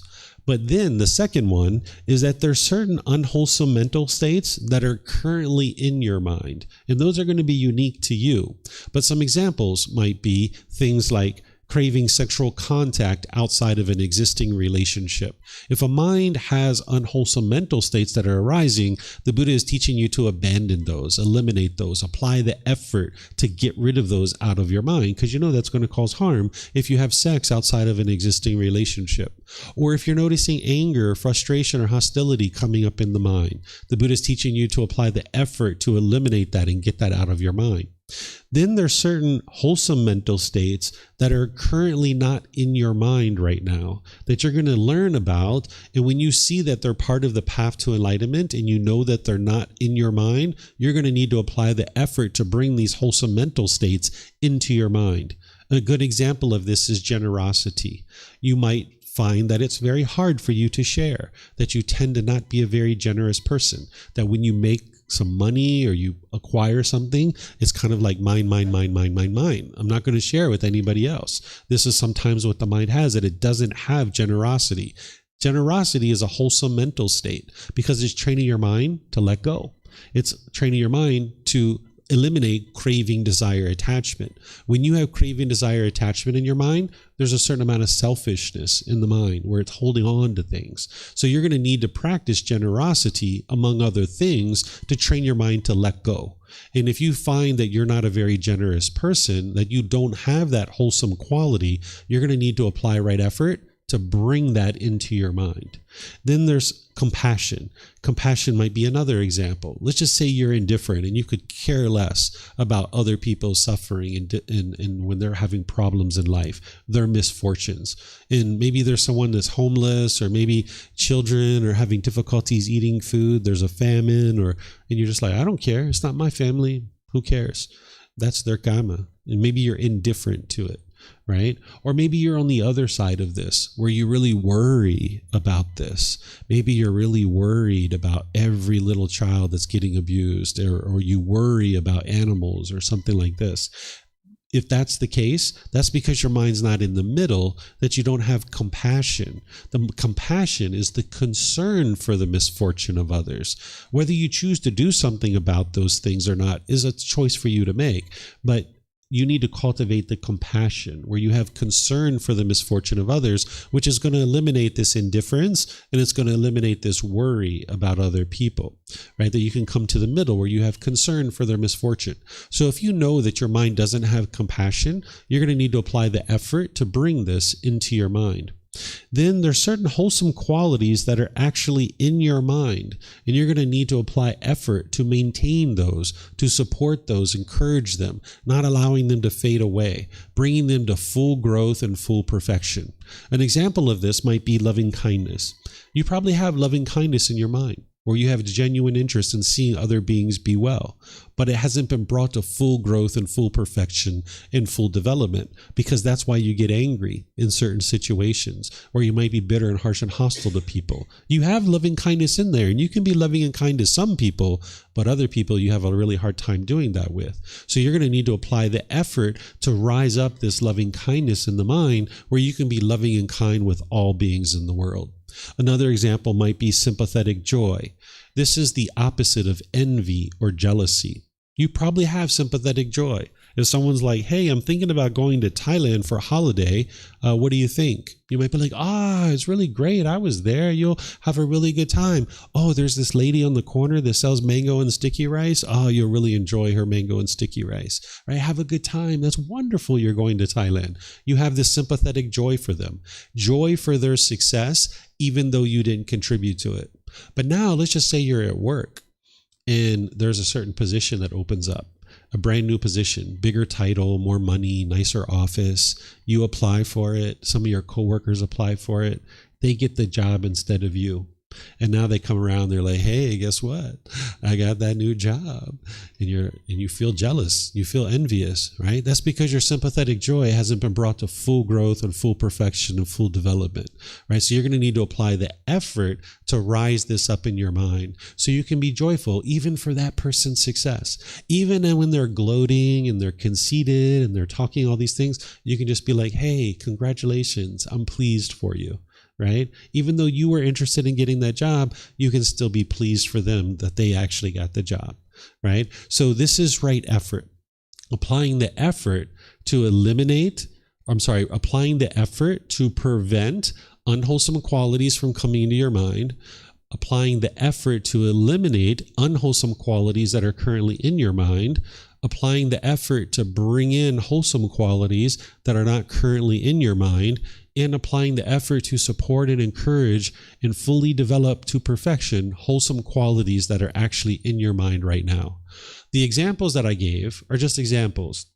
What's unwholesome and unwholesome that's in your mind is going to be unique to you. And that's where the next one comes in, the next factor. The next factor is right mindfulness. You wouldn't be able to apply right effort if you didn't have right mindfulness. So what right mindfulness is right here. The Buddha is describing it for you. Okay? So he says, in what, monks, is right mindfulness? Here, monks, a monk resides, reflecting on body as body, dedicated, clearly aware and mindful, having put aside craving and worry for the world. He resides reflecting on feelings as feelings, dedicated, clearly aware and mindful, having put aside craving and worry for the world. He resides reflecting on mind as mind, dedicated, clearly aware and mindful, having put aside craving and worry for the world. He resides reflecting on mental objects as mental objects, dedicated, clearly aware and mindful, having put aside craving and worry for the world. This is called right mindfulness. So he's talking about 4 things here. Body as body, feelings as feelings, mind as mind, mental objects as mental objects. These are referred to as the 4 foundations of mindfulness. But before we talk about these, let me just talk about mindfulness in general. Mindfulness in general, the way you can think about it is awareness of mind. You need to have awareness of what's going on in your own mind, your thoughts, your ideas, things like this. You're going to need to have awareness of that. And it's the next step that's going to help you to develop this. Because sometimes we go through life completely unaware of what's going on in our own mind. If you guys are like me, before I learned these teachings, I was just plowing through the world, knocking down trees and burning up the forest. I smelled some smoke and I was like, who lit the fire? And I looked behind me and all these trees were knocked down. I was like, who knocked down all these trees? And I realized, oh my goodness, it was me that was doing all that. I wasn't even aware. I was knocking down all these trees and making all these unwise decisions and burning up the forest, right? So you need to have awareness of your mind. Now, sometimes people use this word mindfulness in modern day vocabulary, but they're not using it in the way that the Buddha actually used it. And how other people choose to use it is up to them.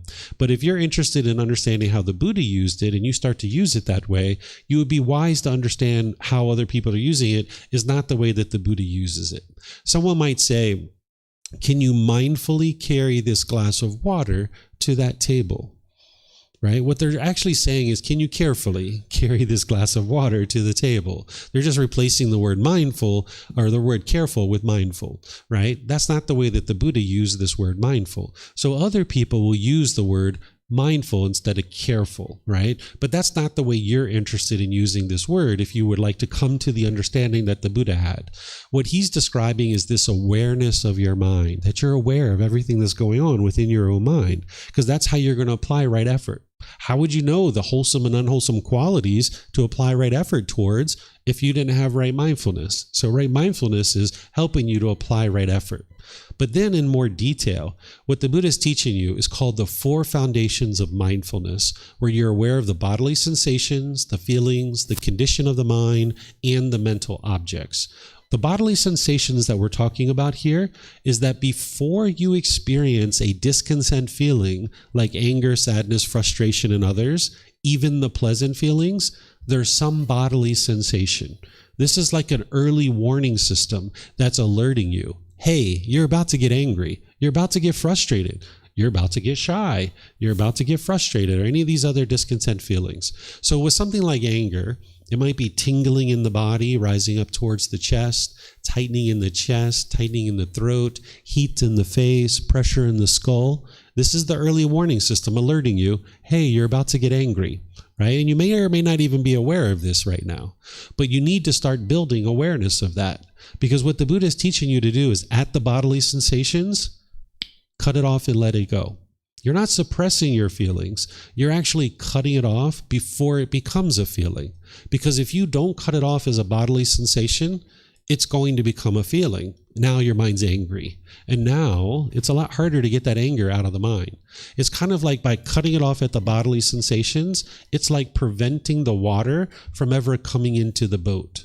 If you're going to take a boat from Indonesia to Australia, you would like to prevent the water from ever coming into the boat. Because once the water gets in the boat, you got a real problem to deal with. You're not going to be able to sail your way to Australia, right? So the Buddha is teaching you the same thing, that pay attention to this early warning system that you have and cut off and let go of the bodily sensations. Because what that is your mind saying, I'm about to get a conditioned feeling.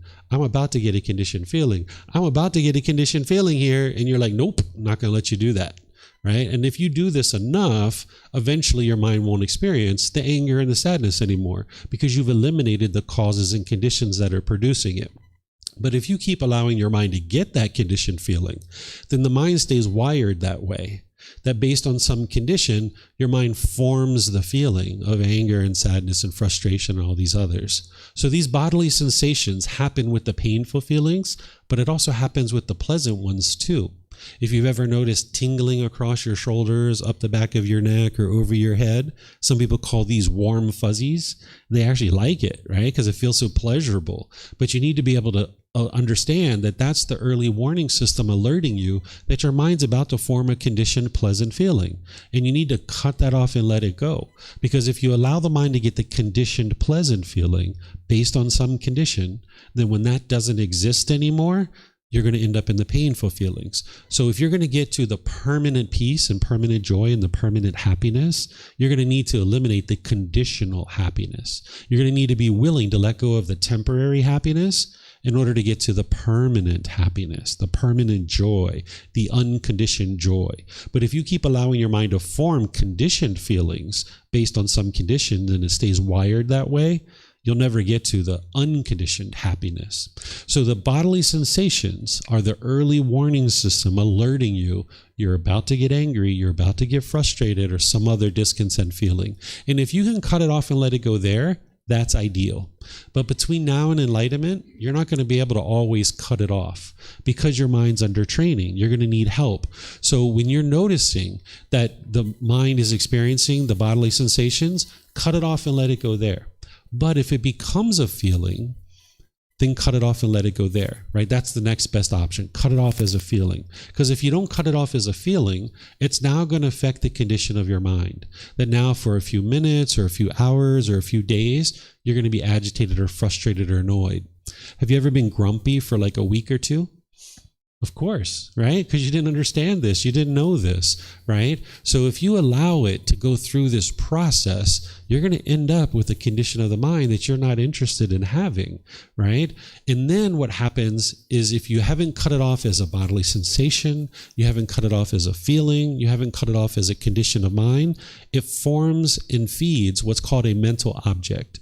Mental objects are deeply rooted containers that are in the mind. In this example, it's ill will. All those 10 fetters, the 10 pollutions that the Buddha describes, those are mental objects. So for example, we weren't born with ill will. We didn't go into the nursery at the hospital hating other babies. That was formed over time. That when we were born, we were like, Mommy, Daddy, can I have chocolate ice cream? Can I have chocolate and ice cream? They're like, sure, here you go. Here's your chocolate and ice cream. But at some point we were like, Mommy and Daddy, can we have chocolate and ice cream? And they said, no, you can't have it. You're the worst Mommy and Daddy ever, right? And we started having hate and anger in our mind. We didn't cut it off as a bodily sensation because we didn't have that wisdom as a little kid. It became a feeling. It affected the condition of our mind. And then we formed this deeply rooted container called ill will. And now what the Buddha is teaching you to do is put a blockade at the bodily sensations and cut off and let go of any discontentedness that's arising. All the while, he's going to give you the tools and techniques to break up these mental objects, purifying the mind and getting them out of the mind. So the way this might look in day-to-day life is, let's just say you're like sitting on the sofa in your house watching the news. And you're watching the news and you're seeing something on the news and you're noticing the bodily sensations of frustration starting to arise. Well, rather than just sit there and dwell in that and allow it to move into a feeling, instead, redirect the mind, apply right effort, get up, turn off the news, go for a walk, go ride your bicycle. Don't allow the mind to form that conditioned feeling of frustration. Just sitting there watching the news isn't going to help you because it's keeping the mind wired to keep experiencing discontentedness. So you need to cut it off and let it go, redirecting the mind. Go wash your hands in the bathroom. Go get a glass of water in the kitchen. Go do something else. So you would like to be able to redirect the mind this way through applying right effort. And this would be the right mindfulness, is being aware that this feeling is arising and now taking the effort to be able to redirect the mind somewhere else. And what's going to help you to be able to do this is right concentration. Without right concentration, you wouldn't be able to practice right mindfulness. And without right mindfulness, you wouldn't be able to practice right effort. So I'm not going to read this part for you because what the Buddha is describing is the jhanas. These are preliminary phases that the mind goes through on its way to the first stage of enlightenment. There's 4 stages of enlightenment that the mind's going to go through before it actually experiences enlightenment. But before you get to the first stage of enlightenment, there's 4 phases. These are called the jhanas. They're enhanced qualities of mind that you experience on your way to the first stage of enlightenment.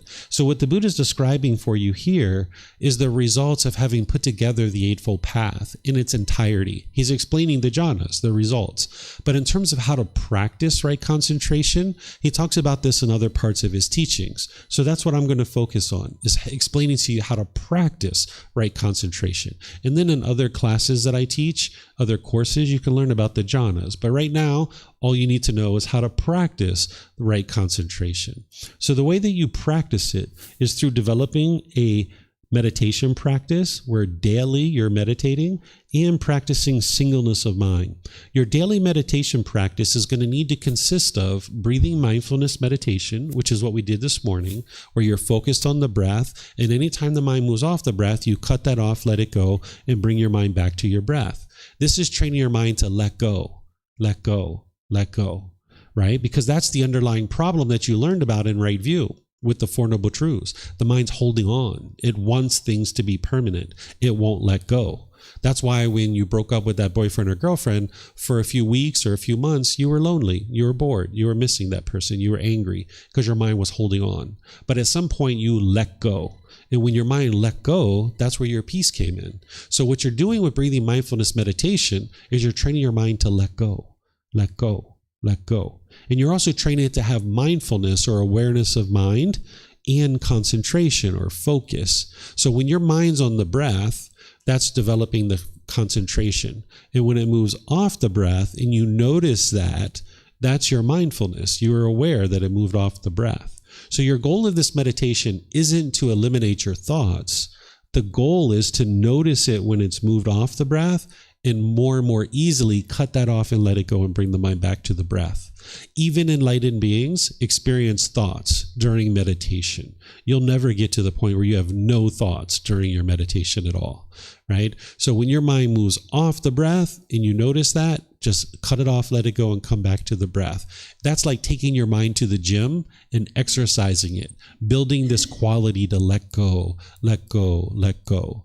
So in meditation, you're cutting off anything and everything that comes up, whether it's wholesome or unwholesome. In meditation, you're cutting off everything. But in your day-to-day life, you only cut off the unwholesome thoughts, right? If you have a thought to take your mom out to lunch or dinner, hey, no harm there. That's generosity. Take your mom to lunch. But if you're thinking about punching your boss in the face, cut that off and let it go. It's going to cause unwholesome results, right? So it's only the unwholesome things that you're going to cut off in your day-to-day life. This is just like a professional athlete. They will go into the gym, like say I'm a pole vaulter. I might go into the gym and I have weight training, cardiovascular training, agility training, right? And that training looks very different than my sport. But then when I go out and do my sport, it looks very different. Right? That's because the training versus what you do in your sport is completely different oftentimes. So the same thing is true about training your mind, that in meditation, you're training your mind to have awareness of mind and concentration, and you're training it to cut off and let go. So anything and everything that comes up in your mind, cut off and let go. You would like to build up to 2 or 3 sessions per day for 30 minutes or more. And then in your day-to-day life, just cut off the unwholesome things. Then in this course, you're going to learn about loving kindness meditation, which is going to essentially rewire your mind to be loving and kind in all situations. This is going to help you to eliminate anger, hatred, and ill will, and even degrading, diminishing talk within your own mind, where you can be loving and kind with all beings, including yourself. And then it's going to arise this genuine interest in seeing all beings be well. So this is the second form of meditation. And typically what you're doing is in the morning, you do loving kindness meditation. And then maybe in the middle of the day or in the evening, you do breathing mindfulness meditation. But we'll talk about all of that when we get to teaching you loving kindness meditation. So meditation is part of developing right concentration. But then the other part is practicing singleness of mind in daily life, where you're doing just one thing at a time. Oftentimes we're not taught this. We're usually taught to multitask, but your mind actually can't multitask. You can't actually do more than one thing at a time. What you're doing is actually rapidly cycling from thing to thing to thing. You're on the phone for 3 to 5 seconds. Now you're writing an email for 3 to 4 seconds. Now you're watching TV for 3 to 4 seconds. Now you're going back to the phone call. So if you're on the phone with your mom, you're watching TV and you're eating a sandwich, you're not actually doing all 3 of these things at one time. Your mind is actually rapidly cycling from thing to thing to thing. You're doing one thing for 3 to 5 seconds, another thing for 5 to 8 seconds, another thing for 2 or 3 seconds, and your mind's racing around like this. It's just like a racehorse. If you've ever gone to a racetrack with racehorses, they'll run around the track, and then when they go to the barn, they're all hyped up. They can't calm down. So if you get to the end of your day and you have difficulties calming down and you're having stress and anxiety, you might look at your practice and see, are you running around the racetrack? Because if you're running around the racetrack, your mind's going to be hyped up and you're going to have a very difficult time calming down. And if I'm on the phone talking to mom, watching TV and eating a sandwich, I'm not doing all those three things at the same time. I think I'm being more productive, but this is part of my ignorance if I was doing this. Because this conversation that could have been 10 or 15 minutes, it actually took 45 minutes to have this conversation. And then when I got off the phone, I didn't remember the things I was supposed to do for my mom. I have to call her back and be like, Mom, I'm so sorry, I forgot. What was it I was supposed to do for you again? I don't even remember. And then maybe I even said some things that I regret saying, and now I have to call her back up and say, Mom, I apologize. I'm so sorry. I shouldn't have said those things, right? So you're actually spending more time than if you just focus on the phone call. 10, 15 minutes, bring forth all your wisdom, everything you need to be discussing, use right speech in this situation, then you're done and you're over with. You've made 100% wise decisions in the way that you interact with your mom, and you can just move on to the next thing. You don't have to go back and clean this up. So this television program, the sandwich that you ate, you didn't really benefit from that anyway, right? So it's best to do just one thing at a time. So say you're washing dishes and your mind is wandering, thinking about something else. You can apply right effort to cut that off and let it go. Or say you're in a business meeting and your mind is wandering and thinking about something else. You can cut that off and let it go, right? Because if you're in the business meeting thinking about this trip to Thailand you're going to take 6 months from now, you're not being beneficial in the business meeting. You're not putting forth your full effort.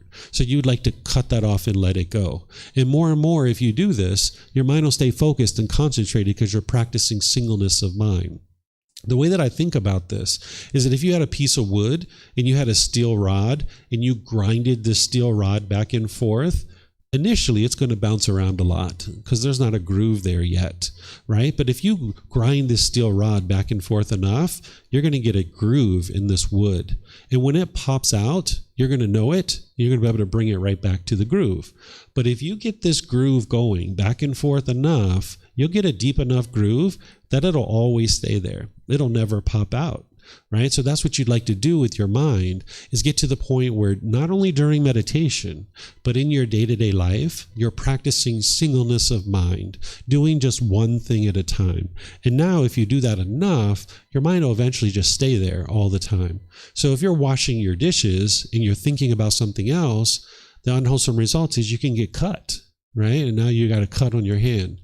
There's people who are dead right now because they didn't understand singleness of mind. If you're walking down the street in New York City talking on a mobile phone and you're not even paying attention to the street signs and you walk across the street, whack, you're dead because you didn't practice singleness of mind. This is the unwholesome results, the unwholesome karma of having not understood the wisdom to practice singleness of mind. So if you're practicing singleness of mind, your mind will be focused and concentrated, doing just one thing at a time, and you'll be able to bring forth your full wisdom to make wise decisions in every situation. And it's going to support you and be able to practice right mindfulness and right effort. Okay, so this is right concentration.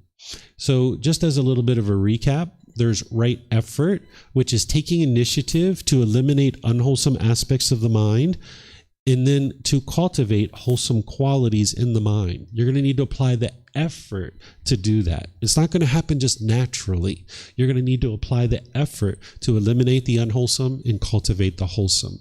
Then you're going to need to have right mindfulness, which is awareness of mind, but more specifically, the 4 foundations of mindfulness: being aware of the bodily sensations, the feelings, the condition of the mind, and the mental objects. And this is something you develop over time. Sometimes the first 2 or 3 months, people just develop awareness of mind, but then you develop the mind more and you get to the point where you have the 4 foundations of mindfulness. Then your right concentration is to practice meditation and singleness of mind in your day-to-day life. This is the daily practice that you would like to be practicing meditation regularly. Now, 2 or 3 meditations a day for 30 minutes or more, that might sound like a lot to you. But I bet if you look at your life, there's probably unbeneficial things that you're doing right now that if you cleared those things out, you'd have plenty of time for meditation, right? What you usually do is you build this up slowly. It can take 6 months, a year, even 2 years to build up to this kind of frequency and duration. If it's a matter of one meditation for 30 minutes or 2 for 15, the 2 for 15 is going to be more beneficial. The frequency is more important than the amount of meditation. So if I were you, I would recommend that you build up to a 2 sessions or 3 sessions per day. And if it's 5 minutes, 10 minutes, whatever it is, so be it. Just do it, right? And then gradually expand it over time to be longer and longer, 15, 20, 30 minutes. And that's what I'm going to do for you here as part of this course. Each time we're meditating, I'm going to expand it a little bit by a little bit each day so that you can ultimately build up to a 30-minute session if you're not doing that now. Okay, so this is the mental discipline section. You guys have any questions on this? Yeah, some questions? Go for it.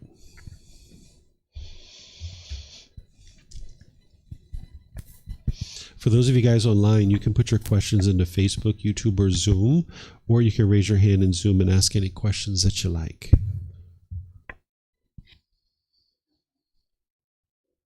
It's not on yet. There it is. Can you expand on what a mental object is and how that is different from a belief system? Or I just can't get my head around what a mental object is. Sure. What I do with it, where it belongs, and how to release it. Okay, so the mental objects that the Buddha is talking about with the 4 foundations of mindfulness are the 10 fetters. So personal existence view, doubt, wrong behavior and observances, sensual desire, ill will, desire for form, desire for formless, conceit, restlessness, and ignorance. These are the 10 fetters. And having awareness of these, you first need to know what they are, right? So part of what I teach in that retreat in August is what are each one of these fetters? What are the symptoms of them? Because you need to know what the symptoms are, because that's going to help you to see that your mind has it. Then you need to learn how to eliminate them, and then how to know that you've actually eliminated them. So I spend an hour to an hour and a half on each one of these fetters in the retreat that I teach in August. So these are examples of them. So like conceit is like arrogance, pride, measuring and comparing, thinking that you're above people or below people. This is a deeply rooted container in the mind, and you need to be able to be aware when your conceit is arising. That's what the 4 foundations of mindfulness are teaching you, is to be aware of that conceit and then apply right effort to cut it off and let it go. So right now, you don't know what those 10 fetters are, I don't think, and you haven't studied them to that level of detail, but that's what you ultimately would like to get to, where you can see these fetters in your own mind. You're like, there's that sensual desire. There's that ill will. There's that conceit. There's that personal existence view. And as you see these different fetters, then you can apply right effort to cut it off and let it go.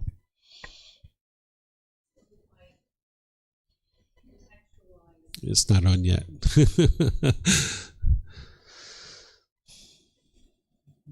A mental object is a fetter. Yes. Okay. It is a deeply rooted container that's in the mind. It's a mental state that the mind has. Okay. So that's one way to think about it, as a mental state. Okay. And when we talk about the mental objects in relationship to the 4 foundations of mindfulness, we talk about them as unwholesome, because we need to uproot these out of the mind. But there's other places in the teachings of the Buddha where he talks about mental objects, and he refers to it in a wholesome way, like loving kindness and compassion could be a mental object. But when we talk about it with the 4 foundations of mindfulness, we're talking about it as the 10 fetters and unwholesome, and they need to be uprooted out of the mind. Okay, thank you. Other questions?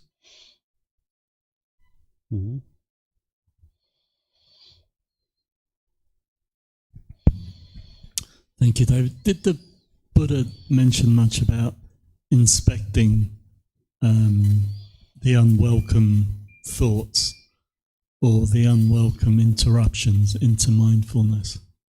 You used the analogy, didn't you? you said, oh, hopefully no one here is going to kill someone. But if I was meditating and this unwelcome idea came into my head that, oh, I'm going to hurt someone, or I want revenge, or I could remember something that maybe happened 40 years ago. Mm-hmm. Sometimes I think, just to kind of eliminate that thought, I compare it to like having a broken ankle. A broken ankle would be really unhelpful to me. I cycle everywhere I go. I live on the 3rd floor of my building. I need to be able to move. So at some point, I'm going to have to look at that and say, okay, I need to fix this. Mm-hmm. And I see the same, or it feels the same with the mind. If I have a broken ankle or a broken mind, surely at some point I'm going to have to go, my practice is good, my investigation into the Buddha's teachings is good, but I'm still met with that interference. Mm-hmm. At some point, do I have to kind of go, okay, what is it that makes me want to punch my boss, or be rude to the people in the shop, or that kind of thing? Yeah, what's causing the mind to want to punch the boss is the central desire and the ill will, right? The fetters. Anytime the mind's going to do something unwholesome or thinking something unwholesome, it's always the fetters. It's always the pollutions. So the Buddha talks about what you were talking about at the beginning as invading thoughts, that you have these thoughts that invade you. And he talks about the way to guard against this is your mindfulness. He always talks about mindfulness as a guard. It's almost like a security guard overlooking a property. And now the security guard might just sit there and kind of overlook the property. And then when somebody comes onto the property and they try to break through the fence, then the security guard takes action, right? Or you might think of it like a virus scanner.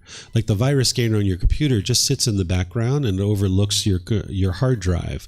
It just sits there and you don't even know that it's necessarily on, right? And now whenever there's a virus that comes onto your computer, it notices that, it quarantines it, it cleans it up, and it gets it out of the hard drive. So your mindfulness is the guard that's guarding your mind.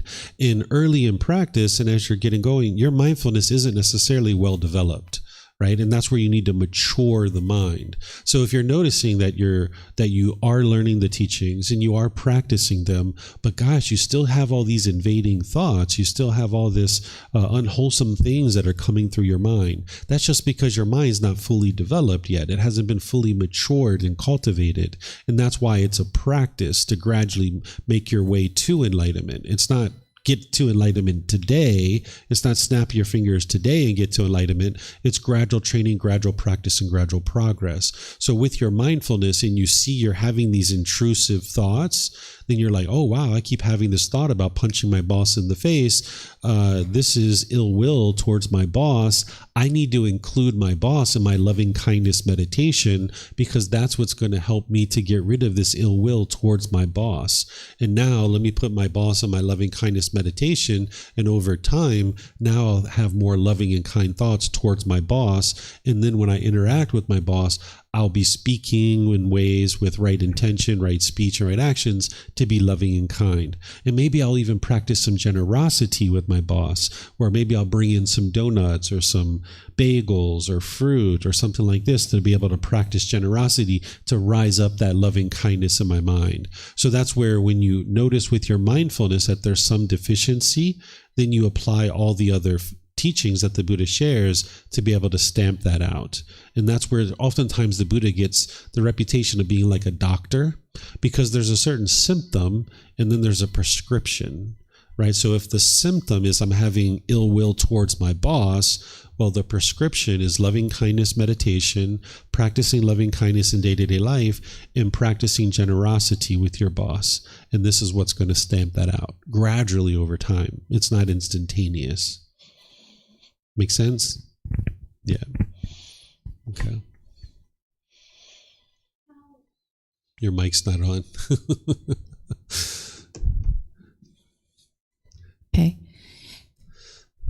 How is, say, your comment about having a thought that was 40 years old, an action, something you regret that interferes with with single-mindedness. Mm-hmm. Where does forgiveness and self-love, where is that? Where do I put that? And is that what we're practicing? So with forgiveness, you don't hear the Buddha talking about that because it's not other people that are causing the difficulties and struggles in your life. It's your own decisions that are leading to any particular result. If somebody causes you harm, they can't cause you discontentedness, but they can cause you harm, meaning they've caused harm to the physical body, to your material possessions, or to your reputation. They can cause you harm, but they can't cause you to be upset or angry or frustrated or any of these painful feelings. So the Buddha doesn't teach forgiveness because anything you're experiencing is a result of your decisions. So you just need to get to the point where you realize that, and now you're not holding a grudge against this person for your painful feelings that you're experiencing, that you understand that those are coming from your own mind and that you would like to let go of the craving, desire, attachment that's producing it. The self-love, that's what you're going to learn when we get to the topic on true love, because what people tend to do is they put expectations on themselves and they try to pressure themselves to accomplish certain things in the world, and then they feel diminished and less of a person when they're not accomplishing those things. And that's where someone chooses to be hateful towards themselves. So once you learn what true love is, not only do you need to practice that with other people, but towards yourself as well. So I'll teach you that on Wednesday morning.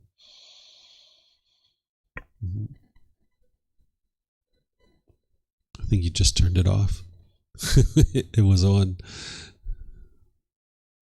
And that would be forgiving yourself then, letting go of the grudge that you're actually holding against yourself for a past action, past whatever.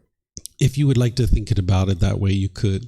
Okay. Yeah, you could think about it that way. What you're doing is you're training your mind to not have expectations and wants where you want things to be a certain way. You work towards your goals and objectives, but that's different than a craving, desire, attachment. Oftentimes people are forming what they think is a goal, but it's actually a craving, desire, attachment. And if they accomplish this thing, they feel happy. And if they don't, they feel bad or miserable. That's not a goal. That's actually a craving, desire, attachment masquerading as a goal. A true goal or an objective or an interest is that you're making wise decisions and work towards that thing. And whether you accomplish it or not, you can maintain your joy and your happiness.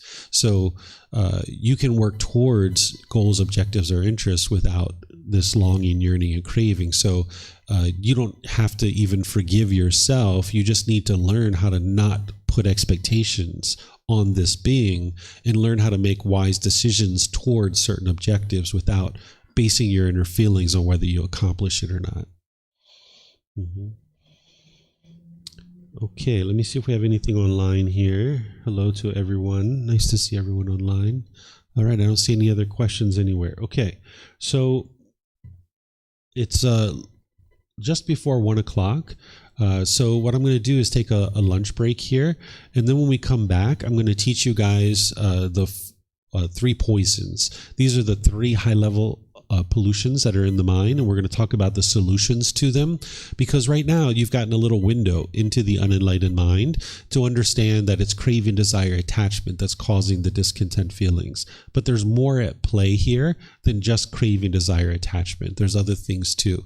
So the talk on the 3 poisons is going to broaden your understanding of what's causing the problems in the mind, and it's going to deepen it, and it's going to give you more solutions to be able to understand how to fix it. So this needs to be in place in order to be able to get to the purification of the mind. So what you would be wise to do is memorize what I just taught. And I know that you're not going to be able to do that in 1 day or 1 week or even 1 month, right? You're going to need to commit this to memory. You're going to need to deeply study it outside of class. And you're going to need to learn it more than one time. That's why I teach it in all the classes and courses and retreats. So you're going to need to commit the Eightfold Path to your memory in order to practice it on a day-to-day basis. When I was learning to practice the 5 factors of well-spoken speech, I would actually refresh my memory of them in the morning before I would go outside and have meetings. And then at lunchtime, I would look at the 5 factors and I would review them and look at the conversations I had in the morning to determine whether I was using them or not. And in situations where I wasn't using them, I would aim to do better. And then in situations that I was using them, I would aim to continue to do that. And then I would go through my afternoon meetings, and then in the evening, I would look at the 5 factors again. So you're going to need to really ingrain this in your mind in order to be able to practice it. So you would like to commit the Eightfold Path to memory, where you're not blaming other people for the feelings that you're experiencing. And you're gradually training your mind through the wisdom, moral conduct, and mental discipline.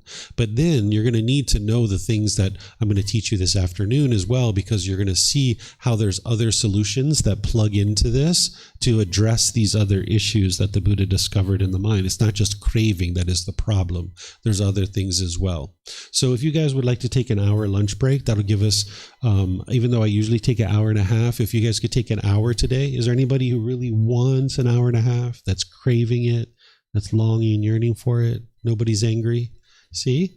You guys independently verified the 4 Noble Truths, right? If you were craving to have an hour and a half and you didn't get it, you'd be angry. But since you're not longing and yearning for it, you don't have that expectation, you're completely peaceful. Like, yeah, we'll take an hour. No big deal, right? So let's come back at 2:00. And then from there, I'm going to share with you guys the 3 poisons, and we'll do some meditation together too. Okay? So enjoy your lunch, and we'll see you guys afterwards. Okay?